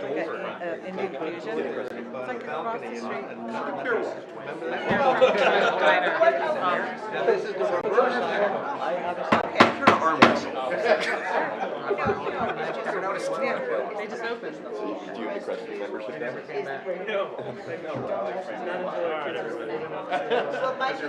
I went to Frank. I'm Frank's a whole lot. But I was going to say, we can cover belong to that explanation. That's a little change in price point. Yes. Well, but, well, You have this like little thing They might not be, but Chris, that is just she would allow beer company 4 feet I'm looking at for it. access. So she might let it go. I must have. Code would tell you not to do something. Oh, yeah. Well, there's a Quiet. A lot. Yeah, tons. That's the answer. Go out front. You had your show. So, Are we all back in? Waiting for Mr. Menzo to rejoin us. We need the applicant. Yes. My son's here. It is kind of Not paying the Beacon Hills fee for hockey membership. Family Aquatic Center. Yes, the Family Aquatic Center. I've been in that debate. Judith It's not a pool, it is a pool, all right? Judith Loveline Joseph. So what is the difference between an aquatic center and a pool? I'd like to think it was the price point, you get a little extra amenity for a family aquatic center, but I don't know. Well, Not really. actually, out The in. slides are fun though. We have- Out in Evanston, you do get There an you go. awful Yeah. lot of amenities for Family Aquatic. It runs 24/7, 7 days, 365 days. You have to wager on it. And you probably go swimming anytime you want. Heated, I like that. All right, we're gonna begin. I see Mr. Menza sauntering in. If we could just grab our seats, that would be wonderful. We have an applicant now, which is good. All right, Any of that? it's on YouTube. All right, before Mr. Weber begins, just a reminder to those in the audience this evening, if we can just we can keep the chatting to a minimum. I only ask that not because I'm distracted, but because the microphone system is, again, very sensitive, and we're capturing our stenography over it, so we need to get a clear audio image there. So, Mr. Weber, if you would mind. thank you, Mr. Chairman. I would ask that Mr. Michael Menza be recalled to the stand to give testimony in this matter.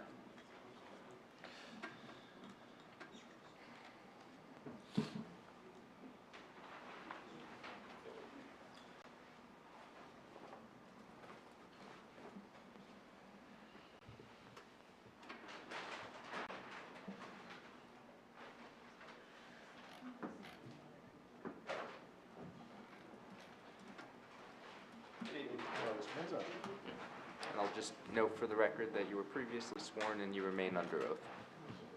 Understood. And I'm showing on the screen now the proposed streetscape, and I do not believe that this had been admitted into evidence yet. It was submitted in anticipation of the hearing, but it would be appropriate to have this marked. And I believe we're at A11. All right, Stephanie, sounds good.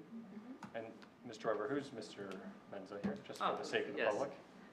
Mr. Menza, would you be so kind as to share your history of construction with in the city of Summit? Sure. I've been in partnership with Howard Beisel for 32 years. I've been in the building industry for close to 40 years now.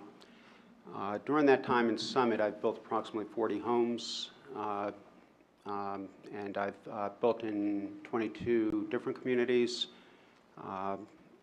quite a bit of homes, and townhomes, apartments, office buildings, single-family homes, and renovations. And in terms of the quality of work that you engage in, how would you describe it? I take pride in my work, and I'd like to believe we build upscale, quality homes. A lot of them are dotted around Summit, Chatham, Madison, New Providence, Berkeley Heights, Mountainside, Baskin Ridge, Burnsville, Warren, Florham Park. And as a result, any commitments that you make, any representations that are made to the board and through the board to the community is a commitment or a representation that reflects upon your reputation, isn't it? Is that correct? That's correct, and I always stand by my word, and I think my history with Summit, with the Department of Community Affairs, the Building Department, is a testament to that as well. And you also recognize that you don't want to put that at risk, correct? That's correct. I'm showing now what's shown as a proposed streetscape, and that's been identified as A11. Can you describe who prepared this? Yes, that's a document that I prepared, and this was in response to Mr. Loikis. Is that, I'm pronouncing it correctly? Yes. Yes, I think last meeting you had asked about the height. I believe it was, or, yeah, the question came from on this side here, but about the height and how that would fit into the existing neighborhood with the property next door. And this illustration here, the front elevation, the height of our houses is 30 feet 3 inches. And we took a measurement of 84 Ashwood, and we're in scale with that house. That house is 30 feet 6 inches. And 84 Ashwood is shown on the left of A11? That's correct. It would be identified as lot number 27 on the engineering map.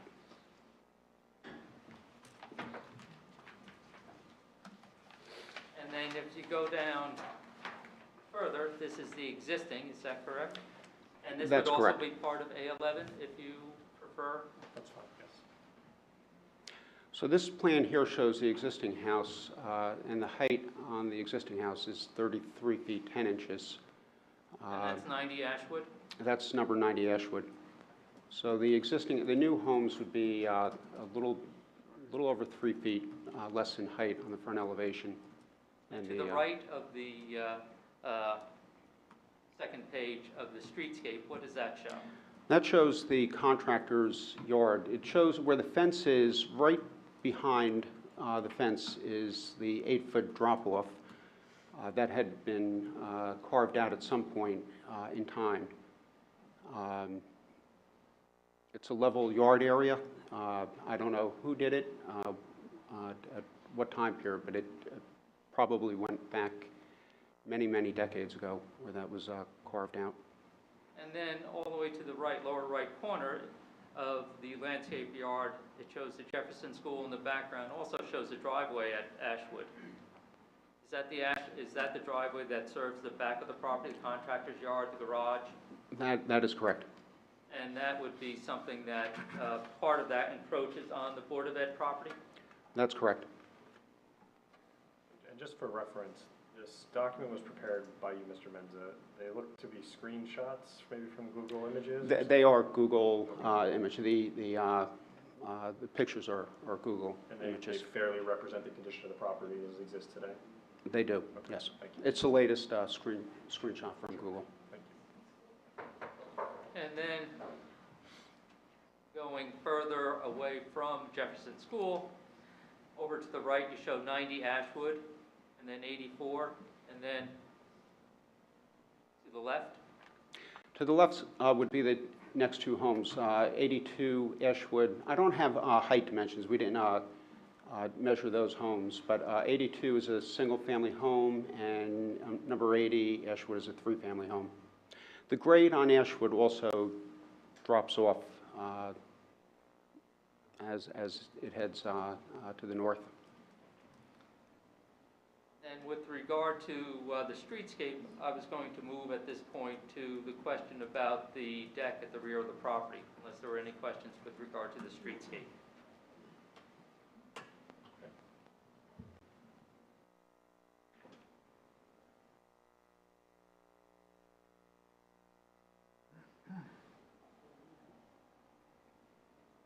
So in talking about the deck as raised by the Vice Chairman, what's the size of the deck that's proposed on each of these structures? The deck is, it's 16 foot in length by, on the one side, it's 11, I don't have the exact dimension, 11, a little over 11 feet. And I think it shows this as 16 by 14.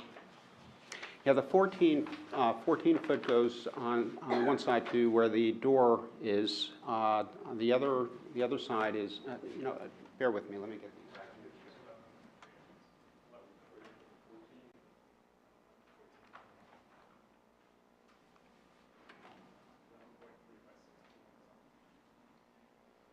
Okay, the one side is 11 foot 3 inches.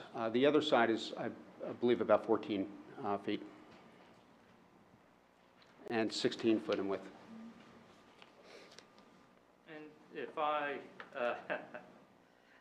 just smiling because we're relying on lawyers' calculation. What's the general size of the deck in square footage? Okay, I'm not... Take the notch out, so.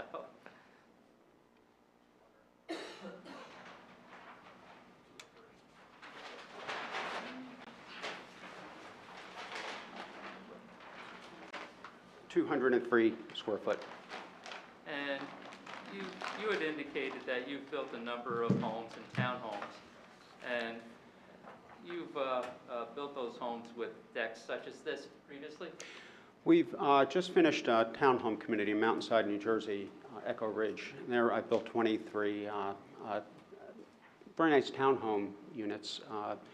We have elevated decks on 12 of those units in a similar situation where there's a walkout basement in the rear, and we did not develop that with steps going down to grade. That does meet code, and it's our thought that people would come out just to, if it's a meal on the deck or so, but not to really access the rear of the yard. That would be through the basement level. And then in terms of the access from the deck to Ashwood, that would go through the house itself on the first floor? Is there any change in grade from the deck through the family room, through the foyer to the front door? I'm sorry, repeat the question? Is there a change in grade? Are there any stairs or anything from the deck to exiting on Ashwood Avenue? No, there's not. And then looking at the basement, here's the second floor. So in the basement, you do have access out to the patio. That's correct. There will be an exit door. All right. What's the distance in the height that brought this to the attention of the Vice Chairman? It's approximately 12 feet. So it is 12 feet. Yes. And in terms of, is that from the floor to the ground? Yes. Okay. And so underneath it would be, how high would the clearance be for the patio, if you know? It'd be about 11 feet. And how high is the railing? The railing would be 42 inches. How much area would be taken up to create a stairwell from the deck floor to the grade, to the ground below? I didn't do the calculation on that, but I believe be 18 steps from the deck to the grade.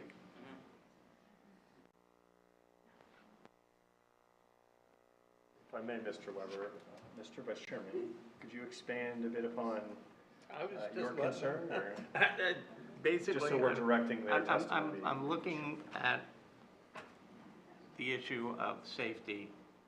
Something happens inside the house, the family's out having dinner, or child's out there, whatever. How do they leave it? It's 12 feet down. So what you're saying then, if I can, Mr. Chairman, or Mr. Vice Chairman, is that if there is a episode where someone has gone off the deck onto the ground, Or needs to, is blocked from getting back into the home if there's a fire in the house and you can't get into the house, you have to get off the deck. And I'm told that that's not a code issue, so we have the item in here to build the code, so I may be barking up the wrong tree, but to me, that seems to be a safety issue. let's take a look. Can we take a look at the construction? I think the construction official ruled on this. So the board bears with me. He spoke to this particularly, did he? No, I think it just says build a code is usually what they I put think out. so. And our attorney Mr. basically. Menza, does this deck in its current design present, in your opinion, any issues with safe ingress and egress on the property? Like I had mentioned, we have developed homes this way before. It's not a code violation. It's not as. Would there be any downside to the inclusion of a 18-stair? We could. It would consume a pretty sizable area to put the steps in. That's why I proposed not to put steps going to grade. That was one of the questions presented. Yeah, if it's not a code issue, I'm not, it bothers me, but doesn't mean we don't go forward. I'm taking a look if I'm trying to catch up to the construction official. This is his report. But imagine if that was a room enclosed at the same level as the same issues, right? Room. But there might be a second way out. Most rooms only have one point of ingress, egress. But it's not enclosed and you're outside, presumably. If So you have a better chance of getting off the deck than you would outside of the. One second, No, fire official here wishes to speak. I was just going to add, similarly, if you're on the second floor of your house and there's a fire on the stairs, it presents the same issue. It I doesn't can mean. go out the garage, I can go out, If there's out the only garage one- roof. I mean, there's if there only one set isn't of one, stairs. I don't have a choice. For building something, do we want to? Well, we would presume, because we have to, that this is going to be built to code and built to the specifications or what is allowable for the fire inspector as well. So- Private residences do not require two means of egress. But would a condo? Multi-tenant, yes. This is not considered multi-tenant being a separate site. That's apartment buildings too. I think we've answered the questions. Thank you, Mr. Weber. Okay. Mr. Menza. Then, Mr. Chairman, I don't have any other questions that I recall. There was one question that we missed, which was about the. Lawnmower? Yeah. Yeah, there you go. Okay. Sure. Part of the, with the easement on the left-hand side to lot 27, I'd increase that to 3 foot, considering that a mower could be brought down. It wouldn't be a ride-on mower, but a hand mower could access. Could I ask the audience, please be quiet? It would be a push, a motorized pushed. From your experience, would it present any undue burden to either landscaper hired in or just an owner or occupant of the property to adequately maintain that portion? No, that would, well, it would be incumbent upon the person to have that lawn mowed, to have a mower come down. So it would be a requirement of that landscaper that they would have to Use a push mower, trimmer or right, something. a mower that's 24 inches in width. Okay. Mr. Nikas, is that adequate response? The old-fashioned mowers. I'm just offering that for the applicant's consideration, just because you have the ability to make it 4 feet. There's plenty of room, but the only nuance that I would have is making sure that the easement allows you to still traverse back and forth in that area, that there's no car blocking it, things of that nature, because you're trying to use that joint space between the two properties, that's all. And we could increase that where the retaining wall is. Yeah, We that's all. could push that back to I'm just 4 thinking foot. functionally, is there enough space? I believe 3 foot would be sufficient. We could move that wall back a little bit. We have a tree row on top of the wall. That's why I wanted, It's up a on the little... screen, Mr. Menza. Okay. I wanted a little space for the arborvitae row. That's why, I have the wall at 3 feet, but I could bring that over another foot if necessary. Mr. Snickis, what do you think? What's the right thing to do? I think 4 feet, if you had a neighbor put a fence right on their property line, that 3 foot would be rather narrow to get something between there. It's just recommended. No, it'd be wonderful if you could accommodate that. I think that'd be Okay. wonderful. Yeah. Thank you. The board approves the application. I would submit that as condition of approval. And he's on it. Yeah.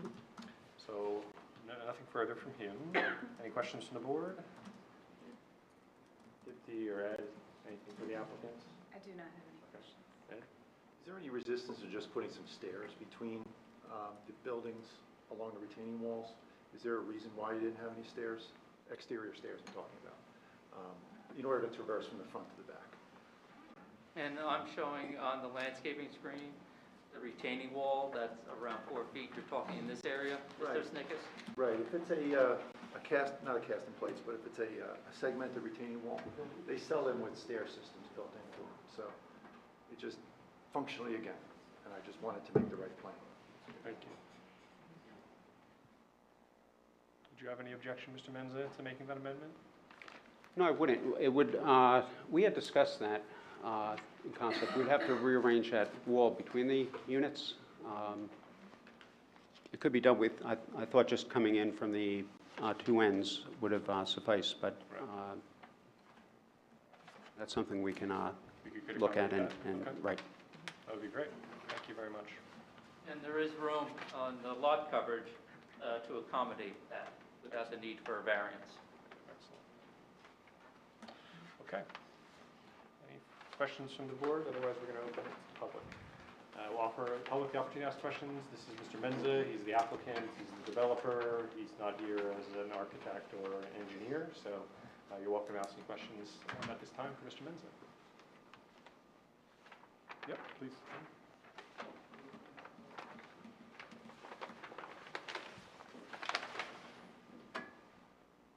Hi, thank you. Janice Barry, 67 Ashwood Avenue, B-A-R-R-Y. I just wondered if the developer would consider not having the widening of the driveway aprons, and if he had considered that, given the proximity of the new development to the pool and to the Jefferson School, that it might be more hazardous for children walking to school or on their bicycles. So I'm just wondering if you thought about that. The widening of the driveway apron, perhaps that's another safety issue, as Mr. Steiner had discussed, a safety issue. To reduce the width? Yeah, the width of the driveway apron, if it's a possibility, just Okay. something. We did discuss that. Oh. My engineer had provided some testimony on it. I'm sorry to interrupt. Is that being picked up on the Maybe if microphone? you can grab, just angle that microphone towards you, Mr. Menza. Sure. Just, thank you. Okay, the driveway coming out, we could make that driveway 20 feet to match, I'm sorry, the apron to match the width of the driveway. It could be done. We felt just to flare it out, so when cars turn in, they have just a little bit more maneuvering room, so they don't jump over the curb. But it could be done. We could, that's something. If I may, I'm not at all sure that that's a safety issue, because you're putting in a brand-new sidewalk. So everybody's going to be, hopefully, the children will be walking on the sidewalk and not meandering out in the street on the apron. And you've already compromised coming down to 20 from what you initially asked for in 22. Okay. Any questions? Thank you. Any questions? Yeah, please.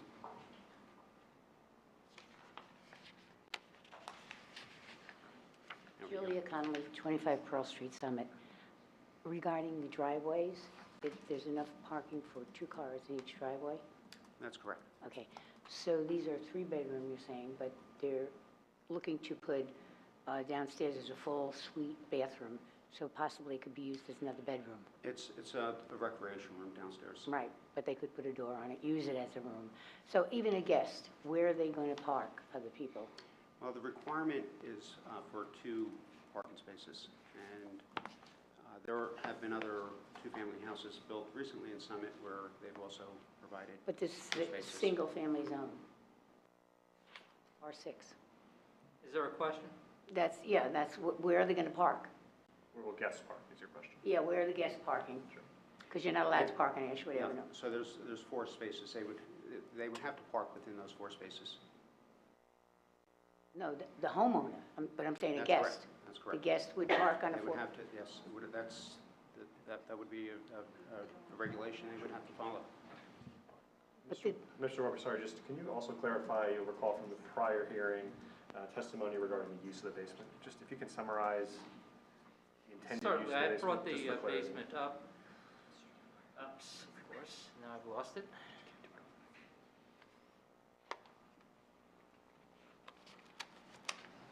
And so in terms of the use of the basement, it's a recreation room. There is a bathroom with a shower, and that was to the extent that the recreation room is used for exercise or some other athletic activity, that it's a place to be able to shower and clean up. It is not permitted as a bedroom, and as a result, it cannot be used as a bedroom. My concern is the parking, and because they're going to back out onto the street, and the children come past there every day. It's already, so it's a concern. And this keeps being referred to as a use, it was a 2-family home. It was never a legal 2-family home, because I know the history. Sorry, back a to question just for Mr. 1937. Menza, please. Did you have a question, sorry, just a question for him? Yeah, his question was, Your that question, sorry. you keep speaking about this as a 2-family home, and you're going to use it as a 2-family. It wasn't before. It's a legal 2-family house. It's a pre-existing non-conforming No, it use, isn't. ma'am. I have the history and I have the deeds, so I know. Sorry, and just maybe for the benefit Thank of you. everyone, Andy, if you could just clarify. Yes, it's a pre-existing non-conforming use. It could stay in its It current was use never as used a, as ma'am, two-family. ma'am, sorry. So it can remain in that use going forward. Thank you. Any further questions for Mr. Menza? Okay. All right, Mr. Weber. Thank you, Mr. Menza. Okay, thank you. We have a planner. I in the do. audience. I would ask that Paul Greigel be called to the stand to be sworn in to give testimony in this matter. And I will note that Mr. Greigel was previously sworn. I do recall that, but can you just briefly go through your background and experience for the sake of the audience? Certainly. Good evening. Paul Greigel, last name spelled Grygiel. Professional planner, licensed by the state of New Jersey since 1999. Member of the American Institute of Certified Planners. Excuse me. I have a bachelor's degree in urban studies from Rutgers University, a Master of Regional Planning from the University of North Carolina. I'm a principal of Phillips, Price, Greigel, Laney, Hughes, planning and real estate consultants in Hoboken, but my practice takes me to places such as Summit on a regular basis.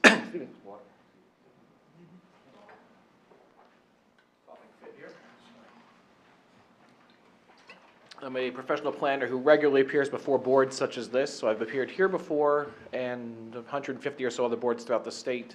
I also represent about a half dozen municipalities throughout New Jersey as its professional planner, so I review applications as your planner does. And I'll just note again, your credentials were accepted at the last hearing. Great, thank you. Mr. Greigel, are you familiar with the application that's currently pending before the board? Yes. And how did you achieve that familiarity? I've been involved for a number of months now on behalf of the applicant, so I've visited the site and surrounding area on multiple occasions.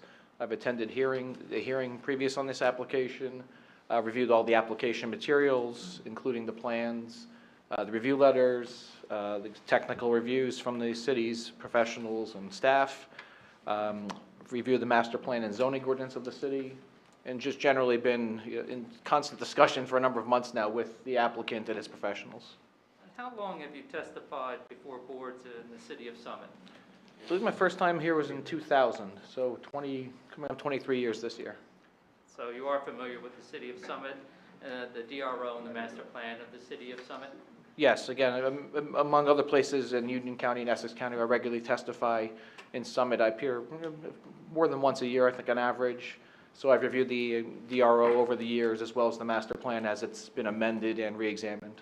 Now, one of the neighbors had asked what's the proof that's necessary to satisfy the board that it has the authority with which to approve the application.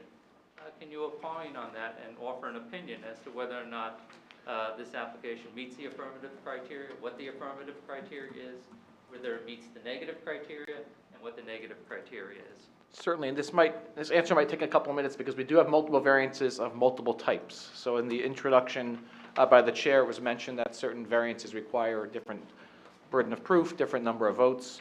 The primary variance being sought is the D1 use variance. This is an application for 2-family homes in a 1-family zone, the R6 zone. For that variance that this board solely can grant, the Zoning Board of Adjustment, we need to demonstrate the positive criteria, that the property is either particularly suitable for the use.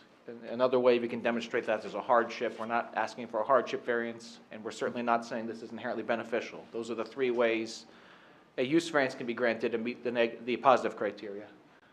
Any variance also requires the negative criteria to be addressed. There's no substantial detriment to the public good, no substantial impairment to the master plan and zoning ordinance. That applies to the use variance. It applies to the C or bulk variances. And again, I realize I'm providing a lot of information that might be somewhat technical, but that's unfortunate. That's the nature of the state law outlines these variances this way. So the C or bulk variances, as well as the other D-level variances for floor area ratio and building height. Now, in terms of the impairment of the zone plan and zoning ordinance, the statute says substantial, and the courts have all ruled that that is the operative word, because they've said that all variances will somewhat impair the intent and purpose of the zone plan and zoning ordinance. So the question is substantial, is that right? Correct. This board is solely tasked with reviewing applications to deviate from the ordinance. So any application that's being considered and approved would have an impact. Likewise, I will point out, though, also any development of this site. So we're not talking about a site that's vacant property currently. It's developed already and likely will be redeveloped, whether for this use or for permitted single-family homes or another use. So we're considering the impacts of development as proposed and how it compares to what could otherwise be on the property, what exists there today. And to a certain extent, when there's a use variance that's presented to a board, that other variances will be, I think the term of art is subsumed Yes. underneath the D1 or the use variance? Yes, in some instances that's correct because essentially because the ordinance standards for a particular use that's not permitted don't match those that are for the permitted uses in the zone.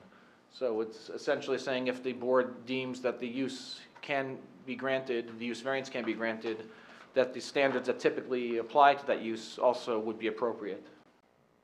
Thank you for that overview. Can you now offer your views with regard to the specifics of the peculiarly, whether this is peculiarly suitable for this particular location? Certainly.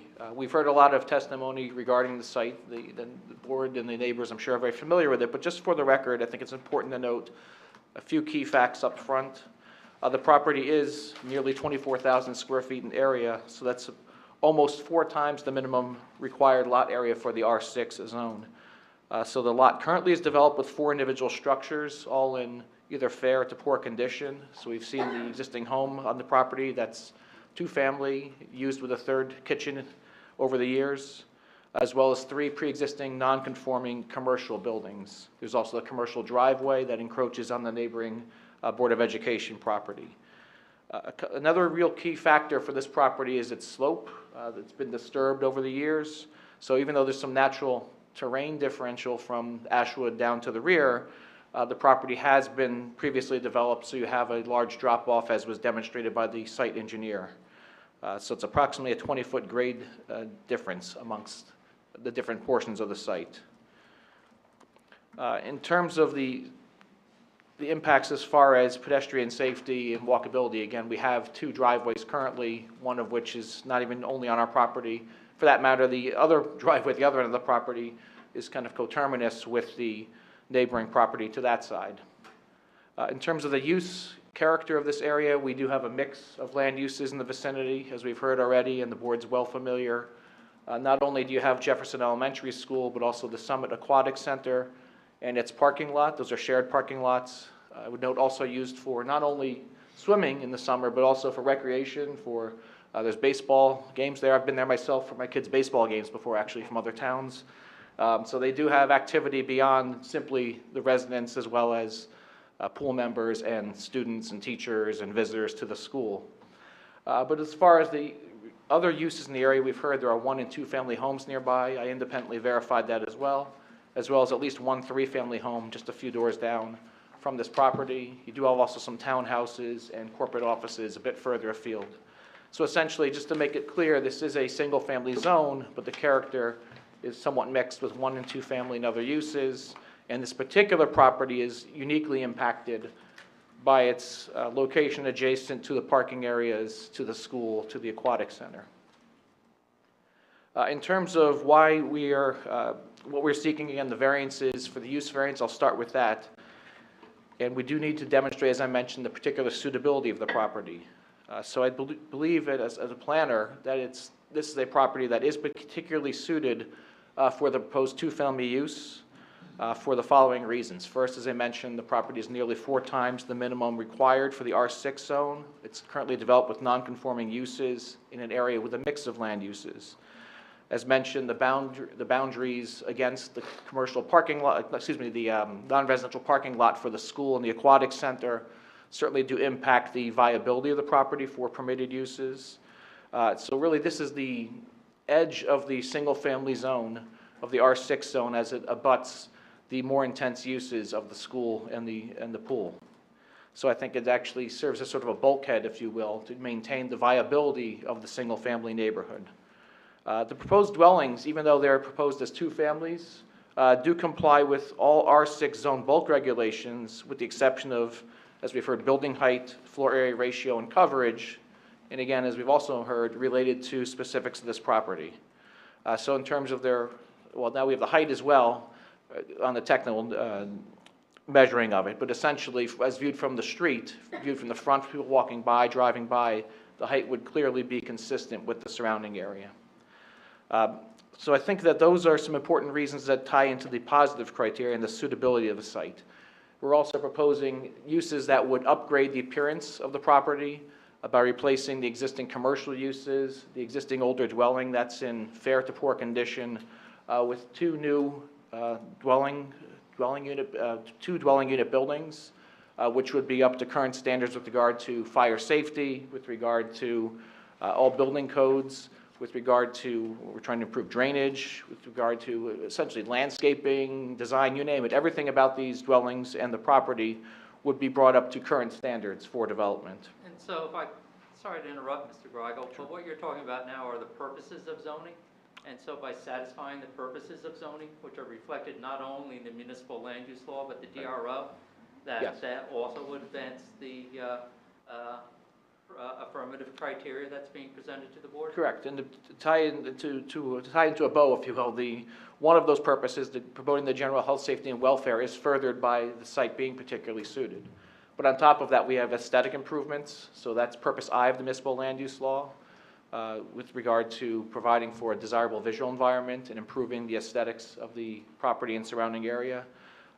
So those are certainly purposes both of the DRO and the municipal land use law that would be addressed by the positive criteria. And you're also talking about a diversity of type of residential properties. Is that also a purpose of zoning? Yes, so looking, and the master plan of Summit, we'll talk about this in a moment, but the master plan and zoning allow for a variety of different housing types. But in particular, the master plan does talk about, and its updates talk about, trying to maintain residential character, to try to eliminate non-conforming commercial uses from residential areas. So even though we're asking for a residential use that is not strictly permitted, we're removing non-conformities from the property. We're providing for a different type of housing that actually would address a need for a new type of housing, a different type of housing within the city. So with regard to the positive criteria, I think all these factors tie together to make this site particularly suitable in light of the improvements I proposed on this property. With regard to the negative criteria, as Mr. Weber helpfully pointed out, there needs to be demonstrated no substantial detriment would occur to the public good or to the master plan and zoning. In terms of the first part, the public good, the neighborhood is mentioned as mixed use in character. It has a variety of housing types and styles. We're replacing existing non-conforming uses on the property with, again, residential uses that I do believe still fit despite not being specifically permitted.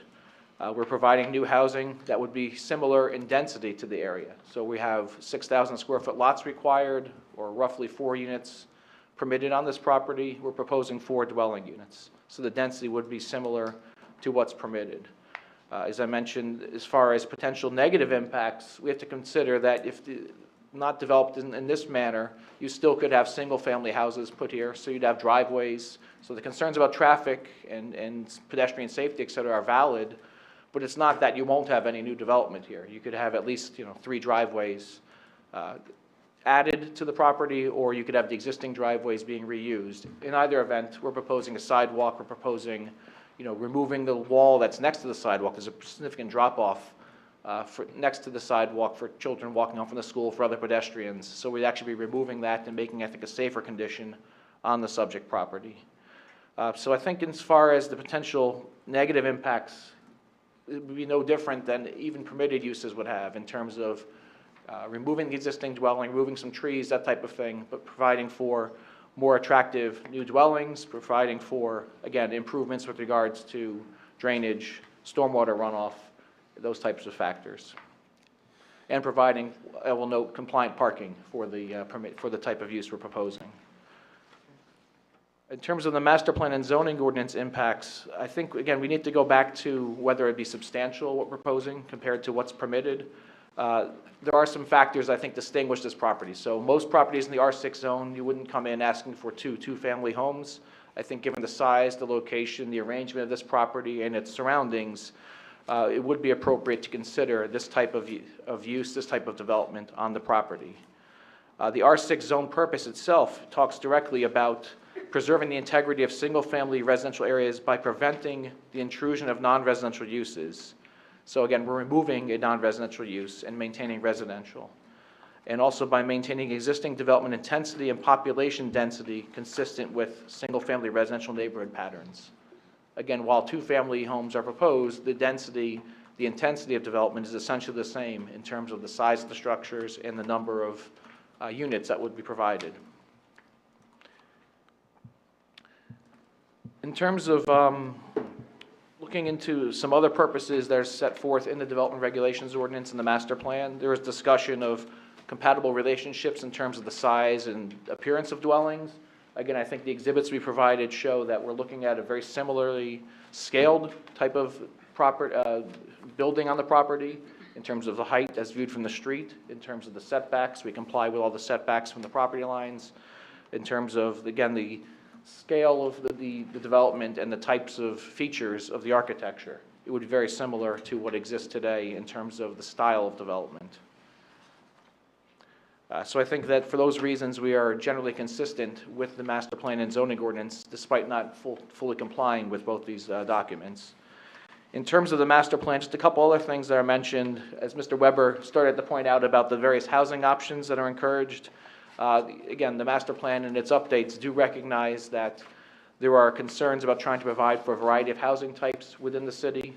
And I think what's proposed here actually would fit in, given the nature of this area and this particular property, with that overall objective for housing within the city.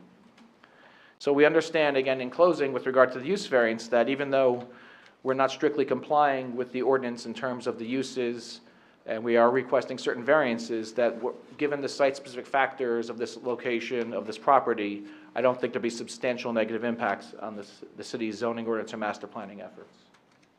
And you've heard the prior testimony with regard to the effective grade on the number of stories, the building height or area ratio. Correct. Do you have an opinion with regard to that? Yes, that's an unfortunate reality of this property, is the fact that it has substantial grade differential, partly man-made in terms of how it's been cut out in one portion, but again, overall, any development that's up along Ashwood, by the very nature of the site as it exists today, is impacted by the rear portion of the property being at a substantially lower elevation. So that's what drives the request for variances for height, for floor area ratio in terms of, again, having to count what would normally be a basement level or not counted in the floor area counts towards that calculation, even though it would not be visible from the street, even though it would be serving essentially as a typical basement or lower level of a dwelling.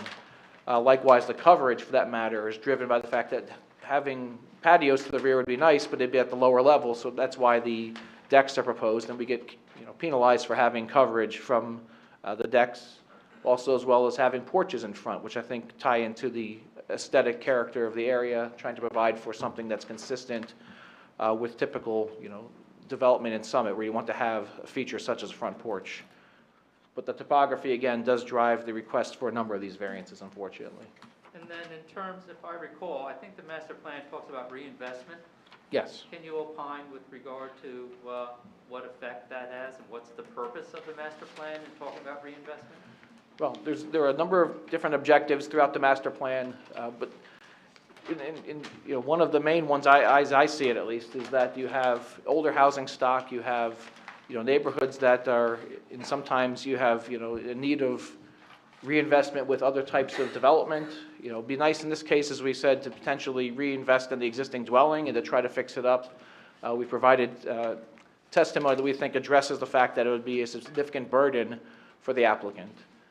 But in this case, we're looking to provide for, again, housing that would be consistent with what's in the surrounding area and kind of invigorate this neighborhood by providing for a use that, again, I think is consistent and would provide for, upgrade in terms of aesthetics, parking, et cetera. I have nothing further, Mr. Chairman. Okay. Ed, what do we think? Thank you, Mr. Chairman. I have a few questions. Thank you. With regard to, you had mentioned consistency with the neighborhood. Have you looked at the building width that's being proposed in comparison to other homes in the area? I don't have a specific measurement. I know that we have some that are narrower. We do have a few larger homes as well, but I don't have the exact numbers. Okay, so you wouldn't know if, in fact, the 50-foot width is in character or consistent with the neighborhood?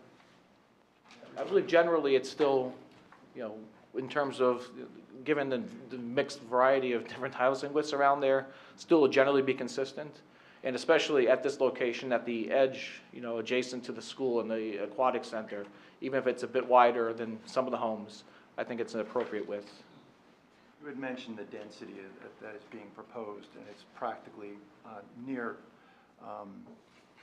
the proposed or the permitted level of density at 6,000 square feet if you took the overall area of the property. How many lots could practically be developed on this lot in conformance with the zone plan? Right. Have you looked at that? We've generally looked into this issue, and as Mr. Weber, maybe is not a planner, pointed out, but I would concur with his analysis that you could theoretically have the 4 lots with a flag lot around the rear. In terms of complying with zoning, it'd more likely be 3 in terms of having to meet all the various setbacks and such, but I haven't, measured out the exact dimensions. Are you sure you can get 3 lots with the Well, we have 150, so 60 foot wide. Right? No, we would require, so we're down to 2, then yes, that's correct. That's right, yes. Thank you. You had mentioned that this would be, I think you used the phrase bulkhead for the single-family zones. What did you mean by that? Well, essentially, you're at the end of a row of what's supposed to be single-family, but you have single and 2 families nearby. The more solidly residential portion to either side of the school, to the north, if you will, and the south.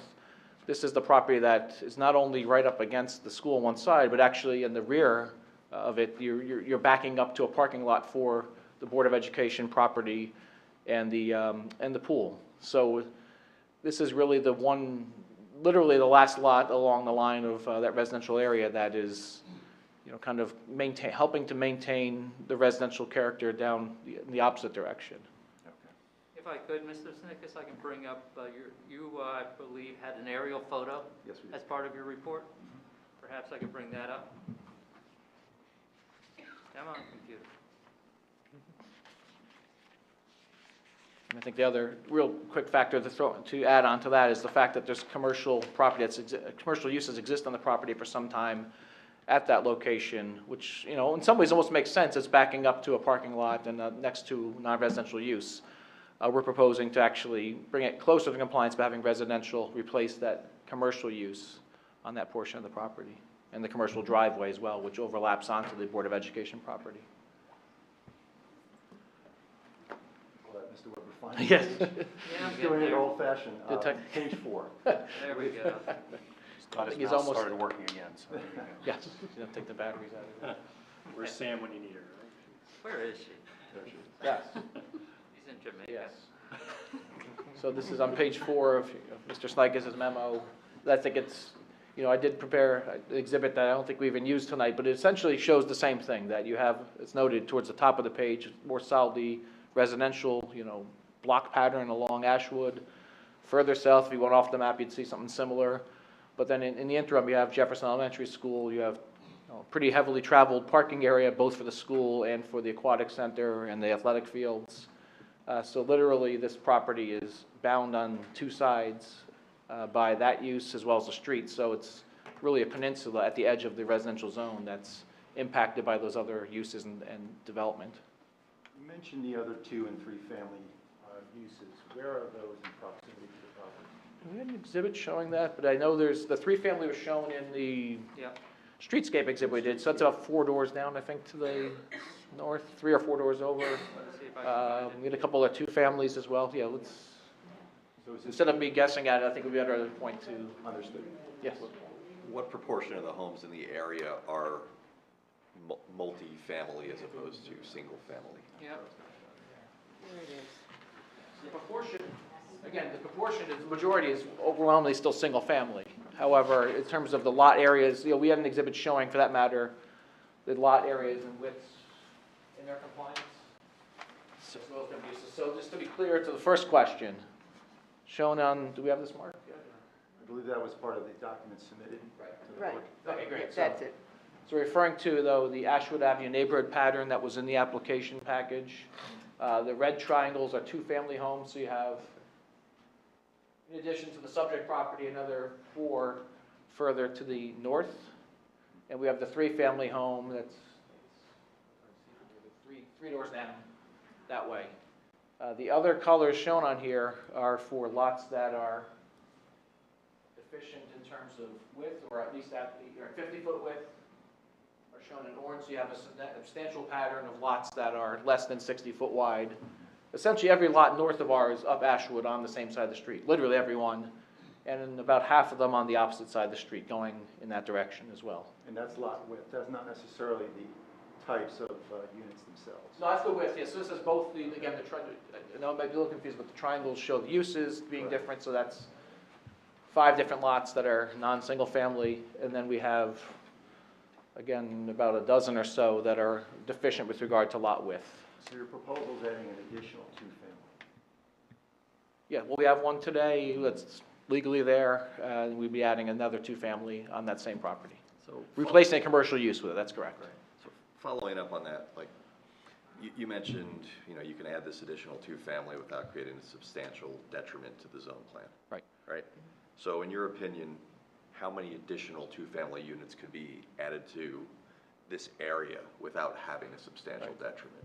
Well, to be clear, I'm only focusing on this property because I think that's certainly most important. Not to say I couldn't opine on that. It becomes an issue from the board standpoint of Yes. incremental growth, right? Yes, So, of course. you come in, you build this, okay, fine, I think perhaps we can come to some sort of understanding. But then the next person comes in and wants to redevelop a home, and the next one. So as a board, how do we draw the line? Right, well, here, I think there's a line, literally, when they say a line, there's literally a line, I could draw 3 lines around this property and where it's located.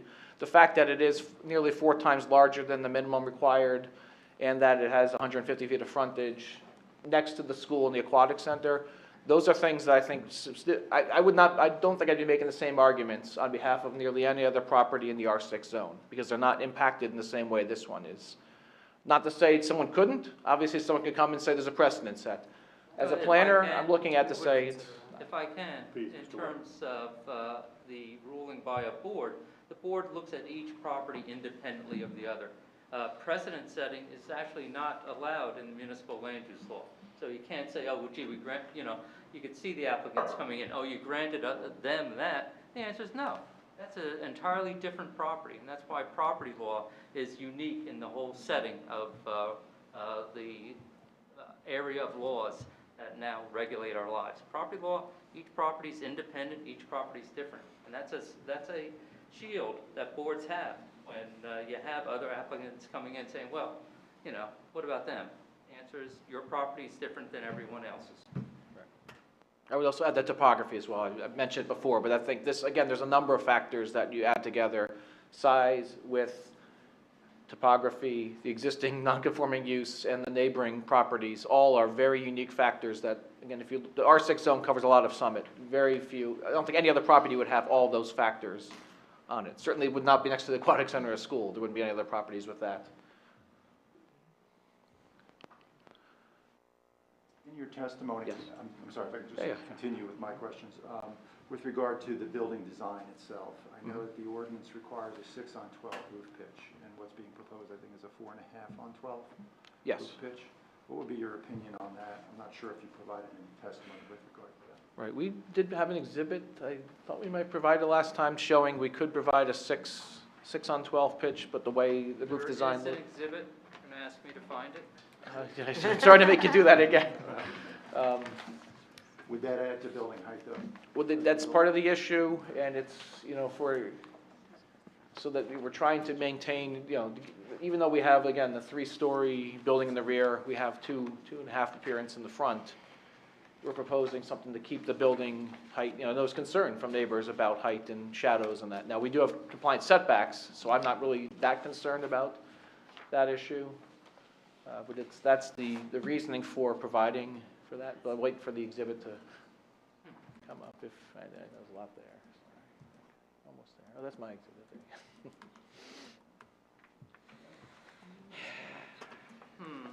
I know an exhibit such as that was submitted. Maybe paper copy. I'm not sure if it was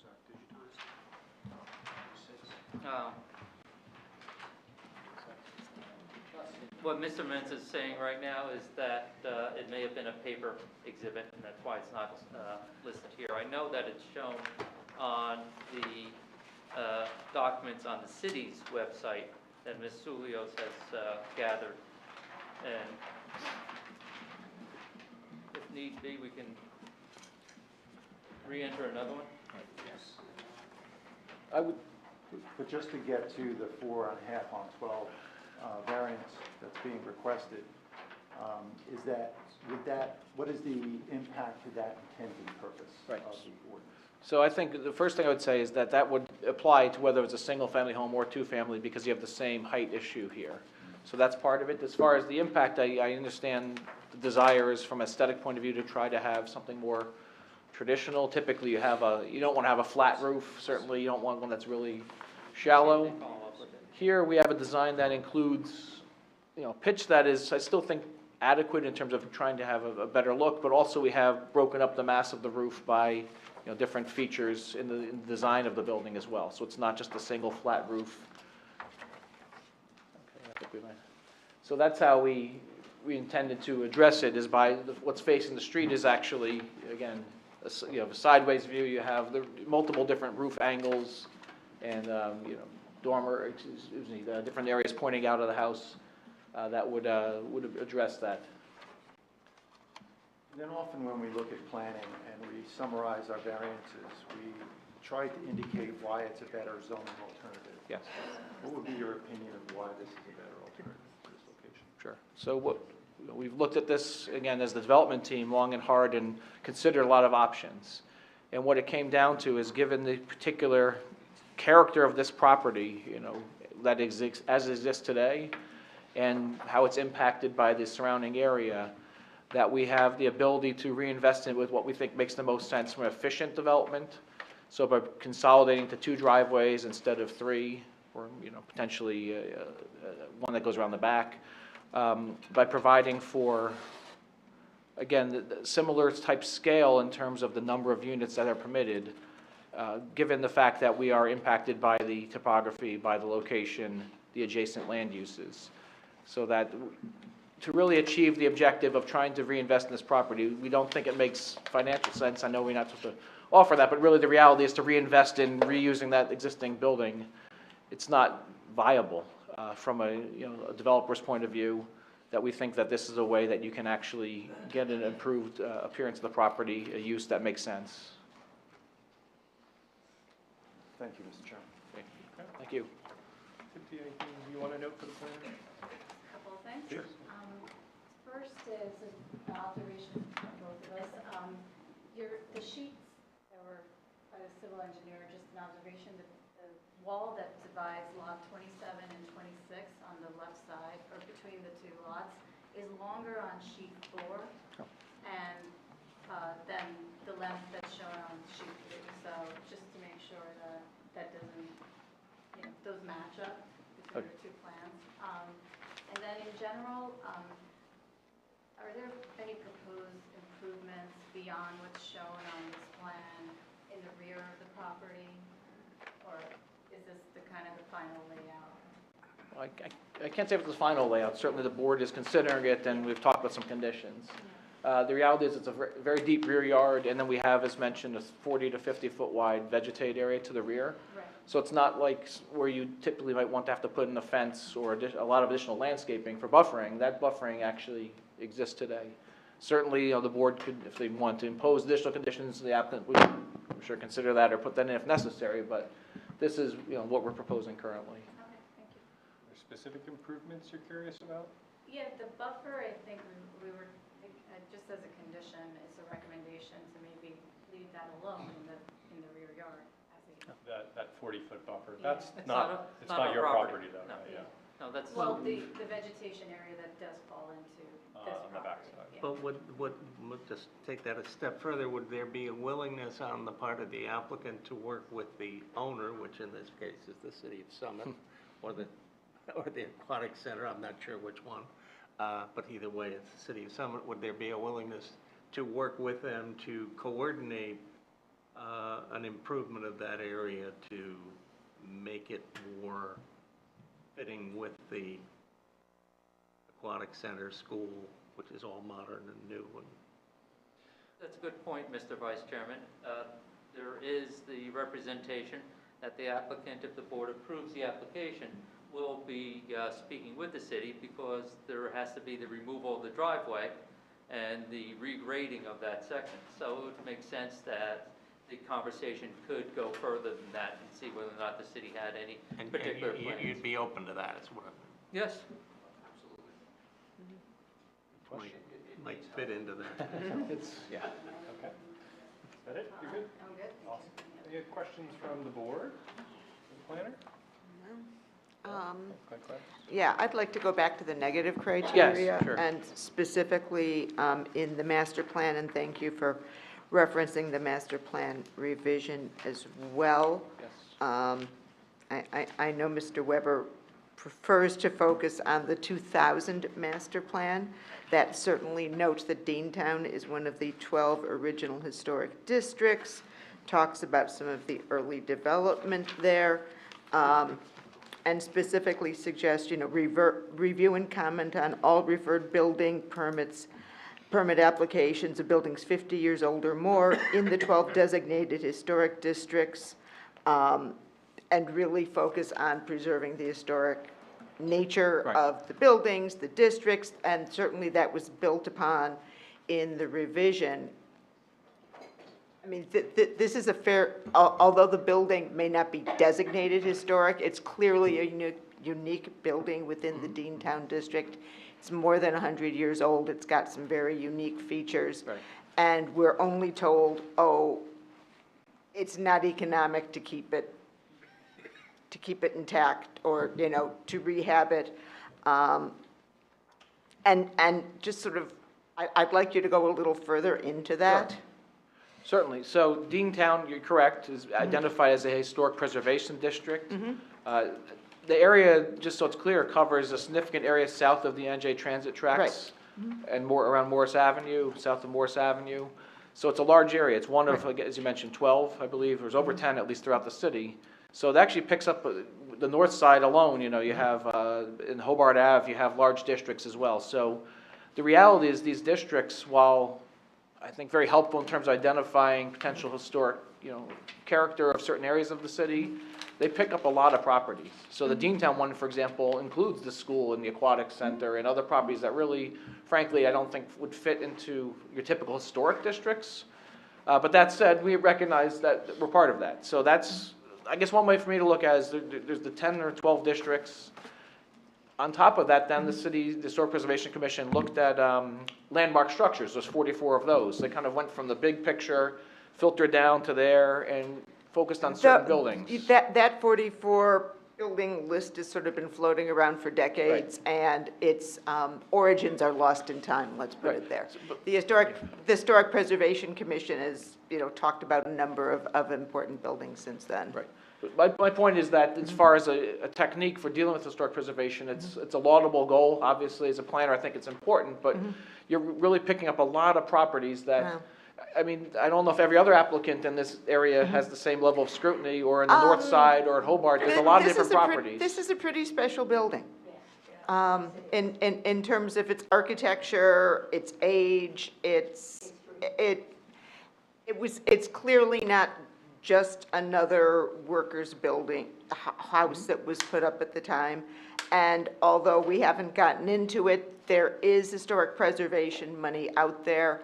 Right, the New Jersey Economic Development Authority has a program that's open for another couple of weeks with $50 million in grants. I don't know if anybody's looked into any of that.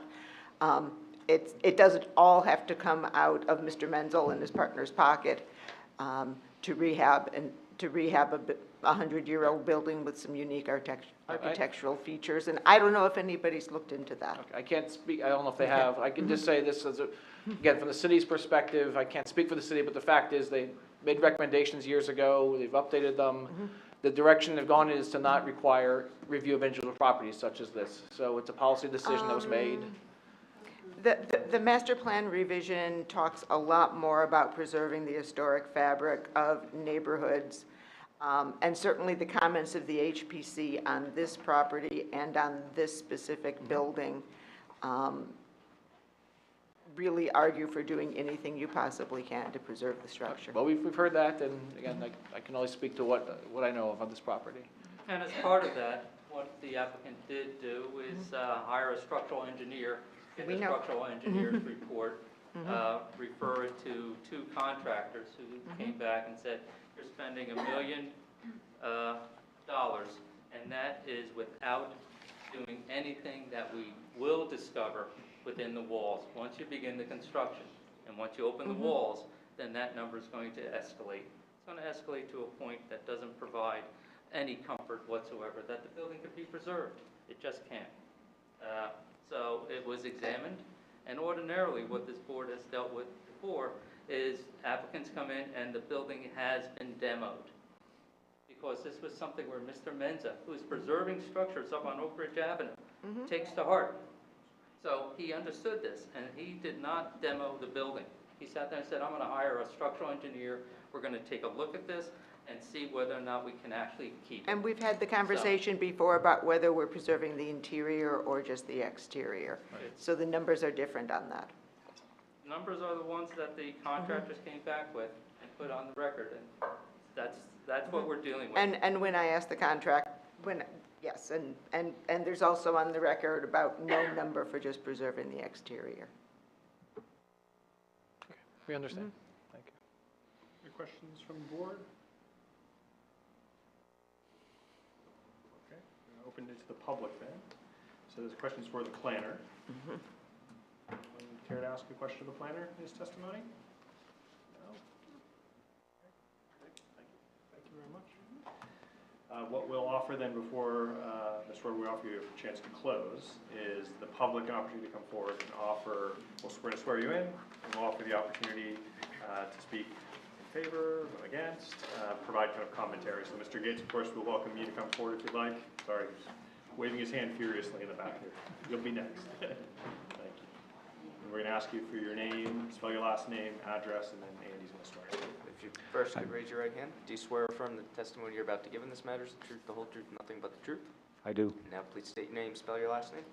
Davis Gates, Gates, and I live at 16 Hughes Place.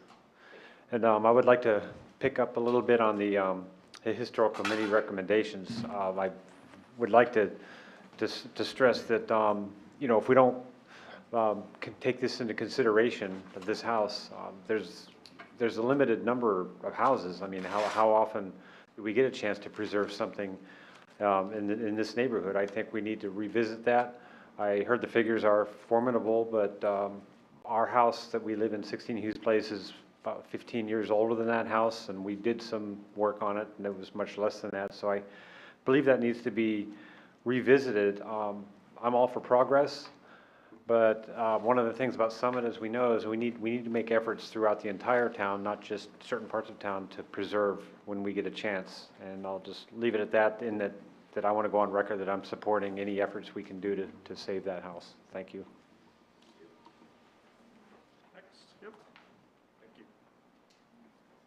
You raise your right hand. Do you swear affirm the testimony you're about to give in this matter is the truth, the whole truth, nothing but the truth? Yes. Please state your name, spell your last name. Scott Ben, B-E-N-N, 19 Pearl Street.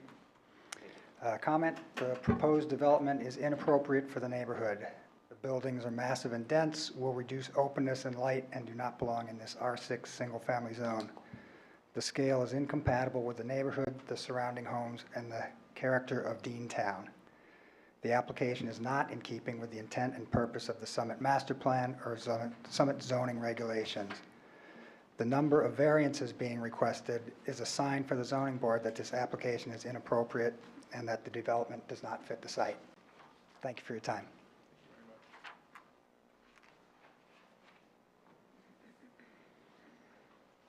We got one ahead of you here, ma'am, sorry. Oh, no, whoever gets there first. Don't stop, keep going.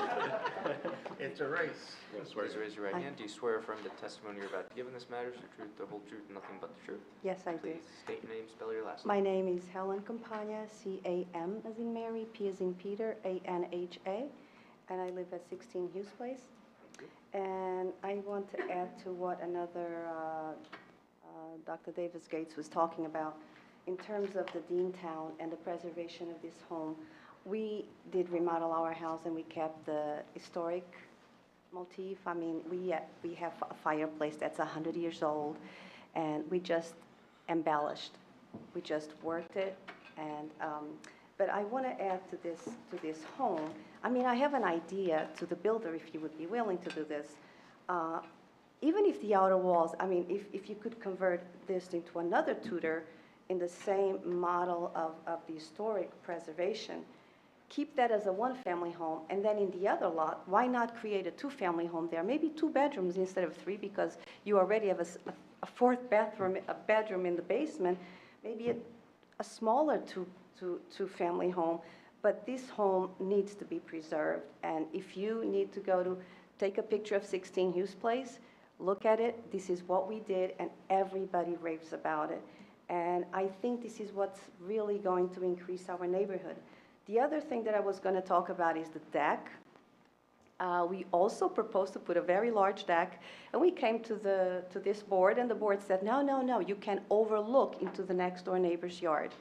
And it was the best decision the board could have made, because we don't even have chairs. So we did a 6x9 landing out of our kitchen, and we were a little sad that it was very small, but we are so happy now because we do have neighbors next door, and they do all their all their festivities, and we can see everything. So we don't even hang out there. We just use it as a passageway.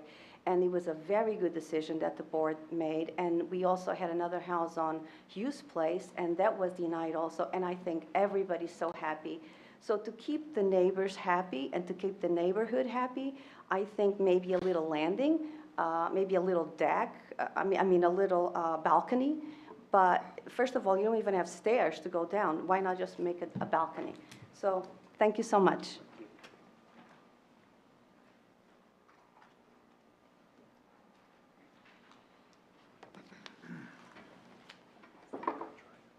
You raise your right hand. Do you swear or affirm the testimony you're about to give in this matter is the truth, the whole truth, and nothing but the truth? I do. Please state your name, spell your last name.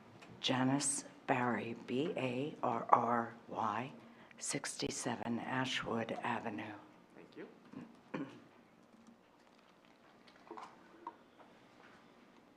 The two D1 variances for use for the two-family houses are, as we know, in an R6 single-family zone.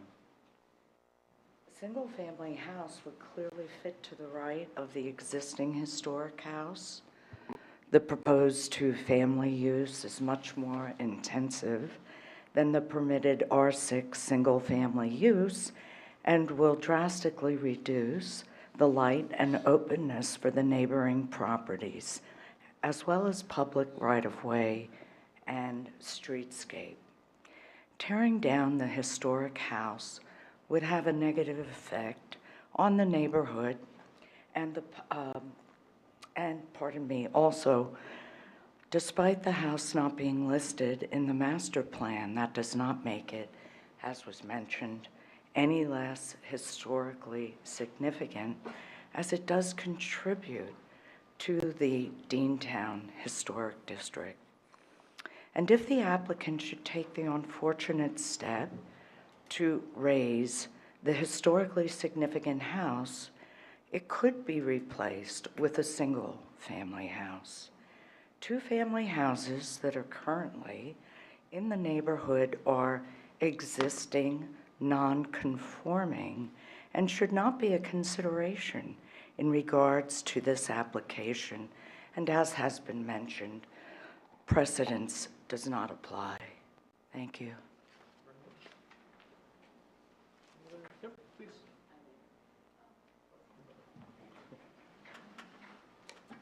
Do you swear or affirm the testimony you're about to give in this matter is the truth, the whole truth, nothing but the truth?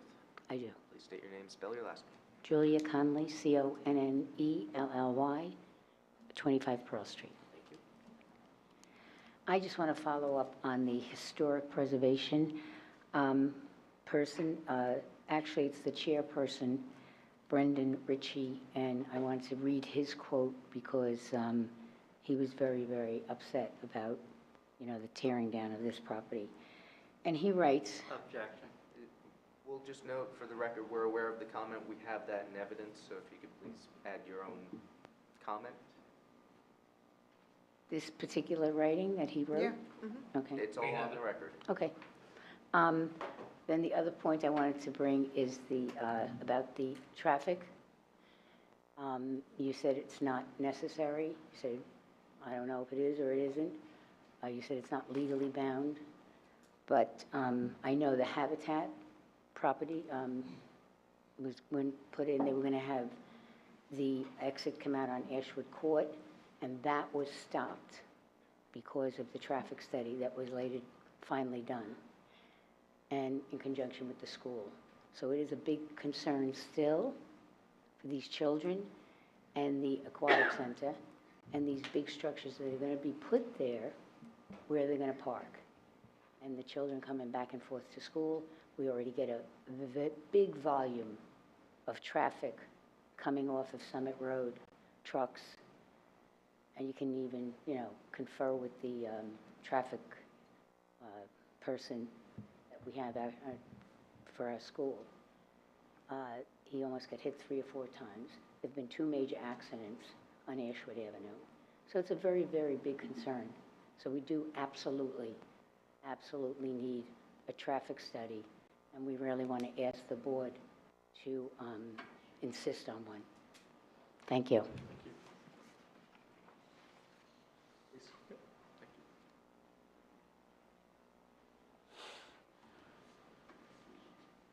Good evening again. Please raise your hand. Yes. Do you swear from the testimony you're about to give in this matter is the truth, the whole truth, and nothing but the truth? I do. Please state your name, spell your last name. Geraldine Ponto, Ponto. Want my address? Please. 7 Faytut Court. Thank you. Okay, I want to thank you for the opportunity to provide some comments on this proposed development.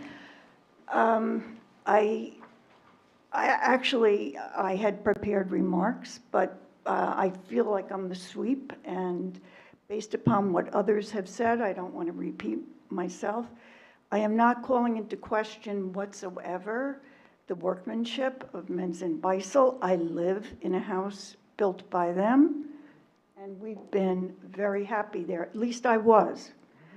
and I've lived here for 27 years, and I hope that counts for something, but I don't know that it does. We've heard a lot of testimony about decks, and I feel the only deck that I feel I know is the one that's stacked against me. But I want to make some comments, because we live in the neighborhood. And I found it somewhat ironic that the planner's testimony, I might forget his name, and it was very interesting to me, because some of the points that he made, we could make arguments and turn those exact points around in favor of not approving this development as proposed. So, for example, the diversity of housing types. I think the reason that I came out here tonight and I wanted to mention this is that recently I met a new person downtown who said, "Where do you live?" And I said, "I live near the Summit Pool," or Aquatic Center, I was corrected, "and Jefferson School." And he said, "We call that East Summit." I don't know what he meant by the "we." He could have been referring to the diverse population in our area, and I would say that that stands out. I think it's a positive difference. What he meant by emphasizing East Summit, I can guess, but it implied to me that you're different from the rest of us. And all these two families you've been talking about, they're in our neighborhood. We have a couple, and thank you, Mr. Mullen, for pointing that out. What is the number of two families in the neighborhood? It's a small minority, and you don't drive by them. They don't stand out like this proposal does. Ironically, I thought that the planner talked about the one 3-family house several doors down from the subject. Yeah, there is one. It happens to be the eyesore on the block. It looks like a normal, smaller home from the front, but I look at the back every single day. It's an eyesore. It is a 3-family. It's a tenement. And I am concerned. I love the neighborhood I live in. I think these neighborhoods are bit by bit, they're transforming into, I think of Levittown. I don't want to be insulting, but I'm sure they thought that that was a great idea back in after the war. And what we're having now is the sameness of construction. And this, I feel at your mercy. I respect this board and what they do. But I fear that, as you were saying, the next time another house comes up, this is not a neighborhood, Ashwood Avenue, of 2-family homes. It's a charming neighborhood, and there aren't that many anymore like it. So please keep that in mind, and thank you for hearing me out. Thank you. Anyone else care to offer comments? Seeing none? Mr. Weber, would you like to say anything in conclusion? I would, Mr. Chairman. I'm just repeating again what the board has heard, that this is a unique site. This is bordered by a school, by the Aquatic Center, has the 24,000 square feet, and that this is the most feasible alternative to the renovation of this property. It's done by a builder as familiar with Summit, has a good reputation, and will perform and create a beautiful project. When we look at what is suggested there, and we look at the homes there, and we see the 3-family, we see the properties adjacent, we also see the fact that you're eliminating a commercial use. That commercial use has not been abandoned.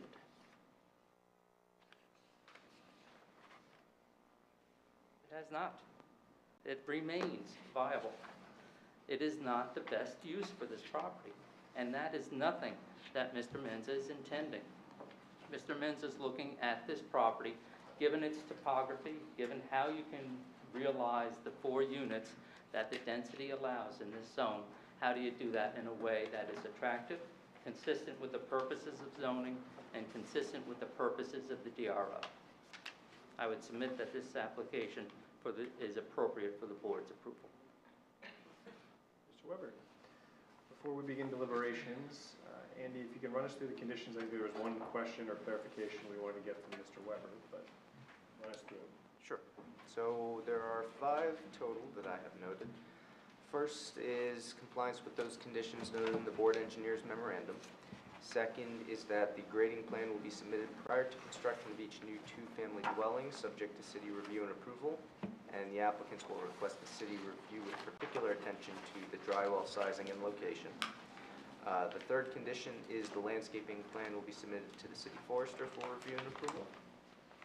Fourth, and this is the one that was offered by Mr. Weber for the board's consideration, and I just asked the board to confirm that they want to include it, is that the applicants will approach the city to request the regrading and removal of the driveway and about the maintenance of the existing buffer area. So I imagine... Any objection to adding that condition? We're asking the board to. Yep. Nope. Hearing none, we'll keep it in.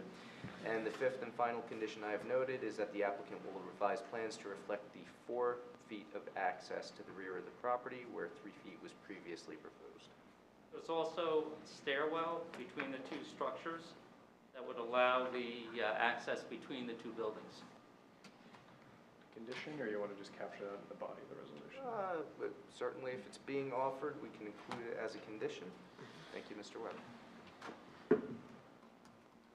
Mr. Weber, anything else you'd like to add to the conditions before the board deliberates? We have the 3-foot easement that's been worked out with 84 Ashwood. It's non-exclusive. We want to make sure that that is a condition of the board's approval. And with regard to the dry well and grading, that would be the city engineer. We could specify for the city's approval, for the city engineer's approval. Got it. Okay.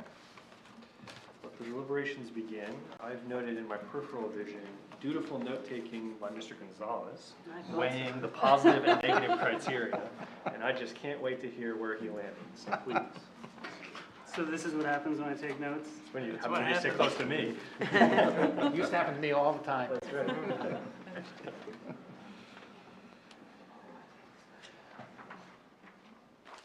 You know what? I'd like to pass because I have a lot of notes here and I'm trying to figure out where I stand. I had check marks off on the master plan and things that you guys have covered.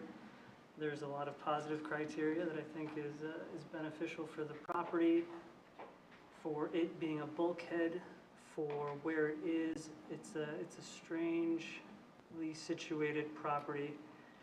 And to Mr. Weber's point, its commercial use has not been abandoned. So I think, now, not to be held hostage, but I think, right, it's there, it could be used for something else. It would be better used as housing. I'd like to circle back to consider why it's not single, like one-family use, 2 single-family use homes, but I do see that there is a lot of consideration. So I've got a lot of notes to digest. All right. Let's go to someone with a stronger opinion, Mr. Mullen, known to have a strong opinion on all matters land use. Where are you? Where's your head at here? My head is very confused right now. You know, one word Mr. Weber used when he was doing the summation was alternative. And we haven't really been shown an alternative. We've really just been shown plan or what we have now. And, you know, some of the questions I've been asking tonight have kind of drilled down on that a little bit as to, okay, we have this proposal for, you know, 2 families. What else was considered? You know, I get there's a viability issue that you're focusing on in terms of the rehab costs, but, you know, that was one of the reasons why I asked about budgets, not because we ever base our opinion on return and things like that, but just to understand why 3 total units was wasn't viable. Why rehabbing this historic structure, which is clearly of value to the neighborhood, wasn't able to be paired with that. Why couldn't you potentially do 4 total units but preserve the existing structure and have a new structure, as one of the members of the public suggested? And those questions just haven't been answered in my mind. It's tough for me to feel good about this. I get there is a benefit to, you know, replacing one structure that clearly needs some tender love and care with a new structure that, and you know, if your build quality on your prior projects is any indication, I'm sure it will be very well built. But there does appear to be a material negative to the neighborhood that's perceived by the neighbors. So it's tough for me to sit here and support it. But you know, again, I'm sort of torn with this one. 2 maybes. Liz, what do you think? So I agree. I think a better use of the property would have been single families because honestly, we approved a few 2 families recently, and now I pass by them, I'm like, wow, that's a big, it's a massive amount of building. And I think a better use of the property, and I grew up in East Summit, because that's what it was always called. I just really recently knew it was Deantown. But I think single families would have been a better use and more incorporating of this neighborhood. And I understand, yes, there's a sprinkling of a few multifamily homes, but that's not really what Ashwood Avenue is. And granted, there's a couple of new ones closer to Morris Avenue, but it's typically a single-family neighborhood. I hear a couple maybes, maybe a lean no. Andy, will you remind the board how many affirmative votes are necessary for this application to be approved? Yes. Since we have D variances, it's going to be 5 affirmative votes required for approval. There are 7 voting members of the application. Yes. Okay.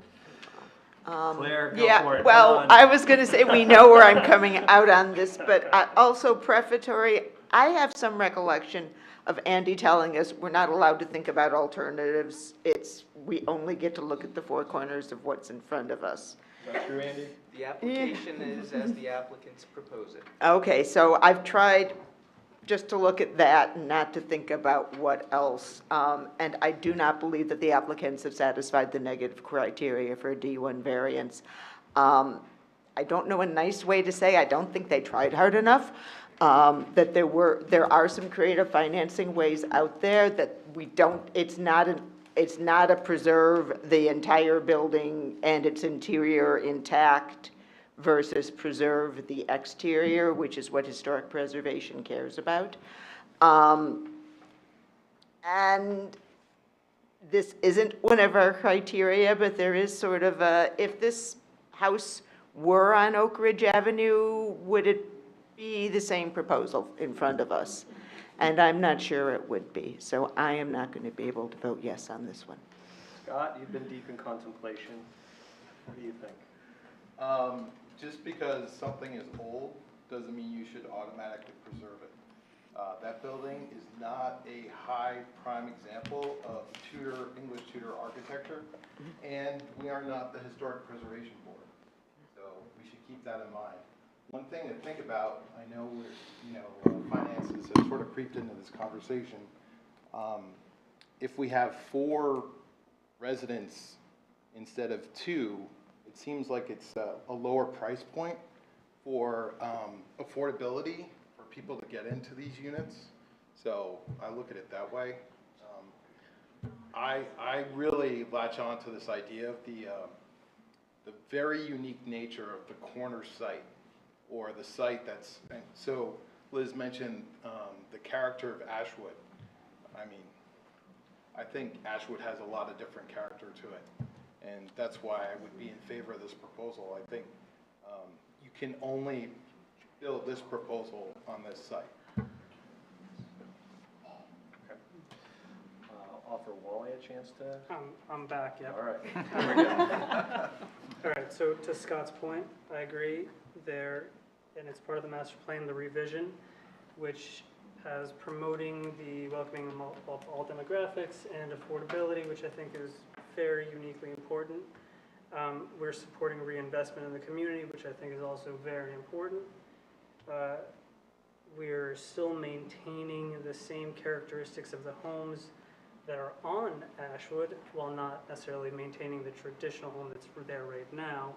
It's still in line with a lot of the homes that are there.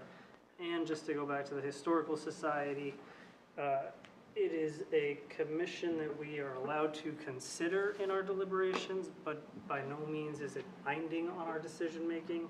And I believe that the 2006 master plan revision says that we should consider developing local ordinances that allow for the designation of local landmarks.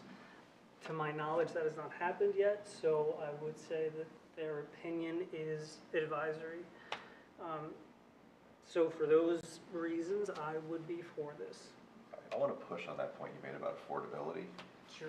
We've heard nothing in the testimony that would indicate these units are going to be more affordable or less affordable than the median.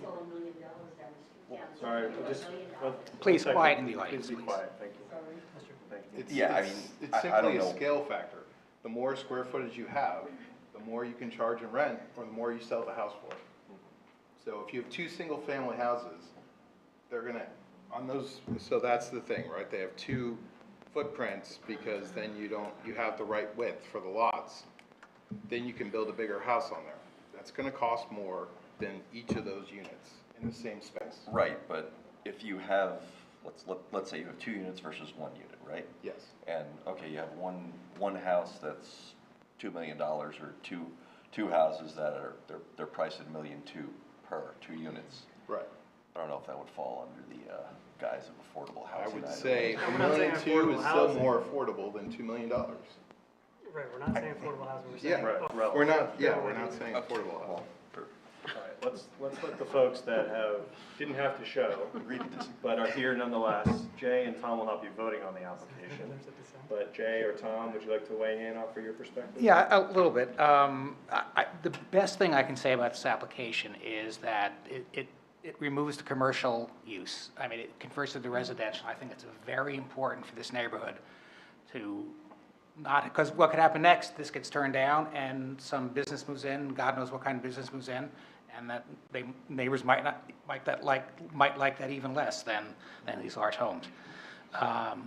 Some of the variances do sound large. The FAR variance sounds large, but it's really driven by this technical inclusion of the basement in the FAR calculation. Same thing with the building coverage variance being driven by the inclusion of a patio. Really more of a balcony, but I guess technically it's a patio, which really doesn't actually technically cover ground. I mean, it's up here and the ground's down here, so it really doesn't remove the ground level.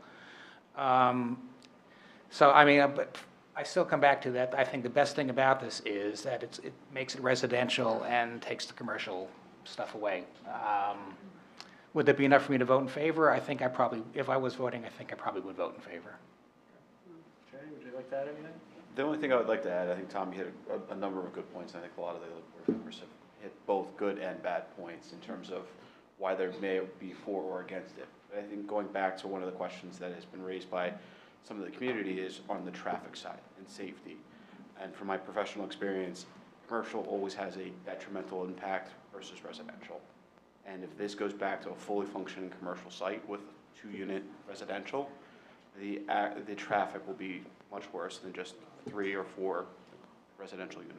All right, Joe, you know the area well. I'm You're a Jack. seasoned member of the zoning board of adjustment. Yeah, and Hold on together. I live in one of the houses that's actually on one of those little maps. But I'm not within the numbers and all that.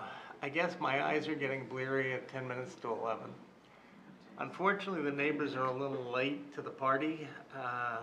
We had a lot of testimony that their input would have been welcome for earlier, and I know we did the best we could to bring them up to date. I wish there were a way for me to give both sides a chance to spend some time looking at alternatives. and seeing if they're, you know, I mean, I know you threw the $50 million grant program out. It was filled 3 weeks ago. There are other grant programs out there as well that could be looked at. I don't know that our applicant has any desire to do that. I don't know if there's any enthusiasm in the neighborhood. I mean, I can tell you that living on Ridgedale, I haven't heard anything about this. But is there some enthusiasm from some people to see whether or not they could put something together that would be entice the applicant to go in a different direction? I think I see too many of us on the shelf, and I don't know whether or not we can adjourn the hearing to another date with no other testimony brought unless the applicant brings it, and give everybody a chance to cogitate on just where they are on it. But if I'm forced to vote for it tonight, I am going to side with the neighbors and vote opposed. Mr. Weber, we haven't started voting yet. I see that, Mr. Chairman. I'm typically loath after, let's call it 5 hours of sunk cost here, to open that opportunity. We pride ourselves here at the Zoning Board of Adjustment of taking very seriously public commentary, and have always seen successful applicants and good and invested developers here in our community respond positively to the comments, maybe not fully, but to hear them and reflect them back in the application. So I'm not going to offer my comments just yet. I saw you run out there and grab a quick list of the members here that are this evening. I know you do have attorney math here, but you can get to 2, maybe 3, perhaps nay votes. Would you by chance be requesting an adjournment to take an opportunity and solicit deeper input from the community, or would you like to see the board vote this evening?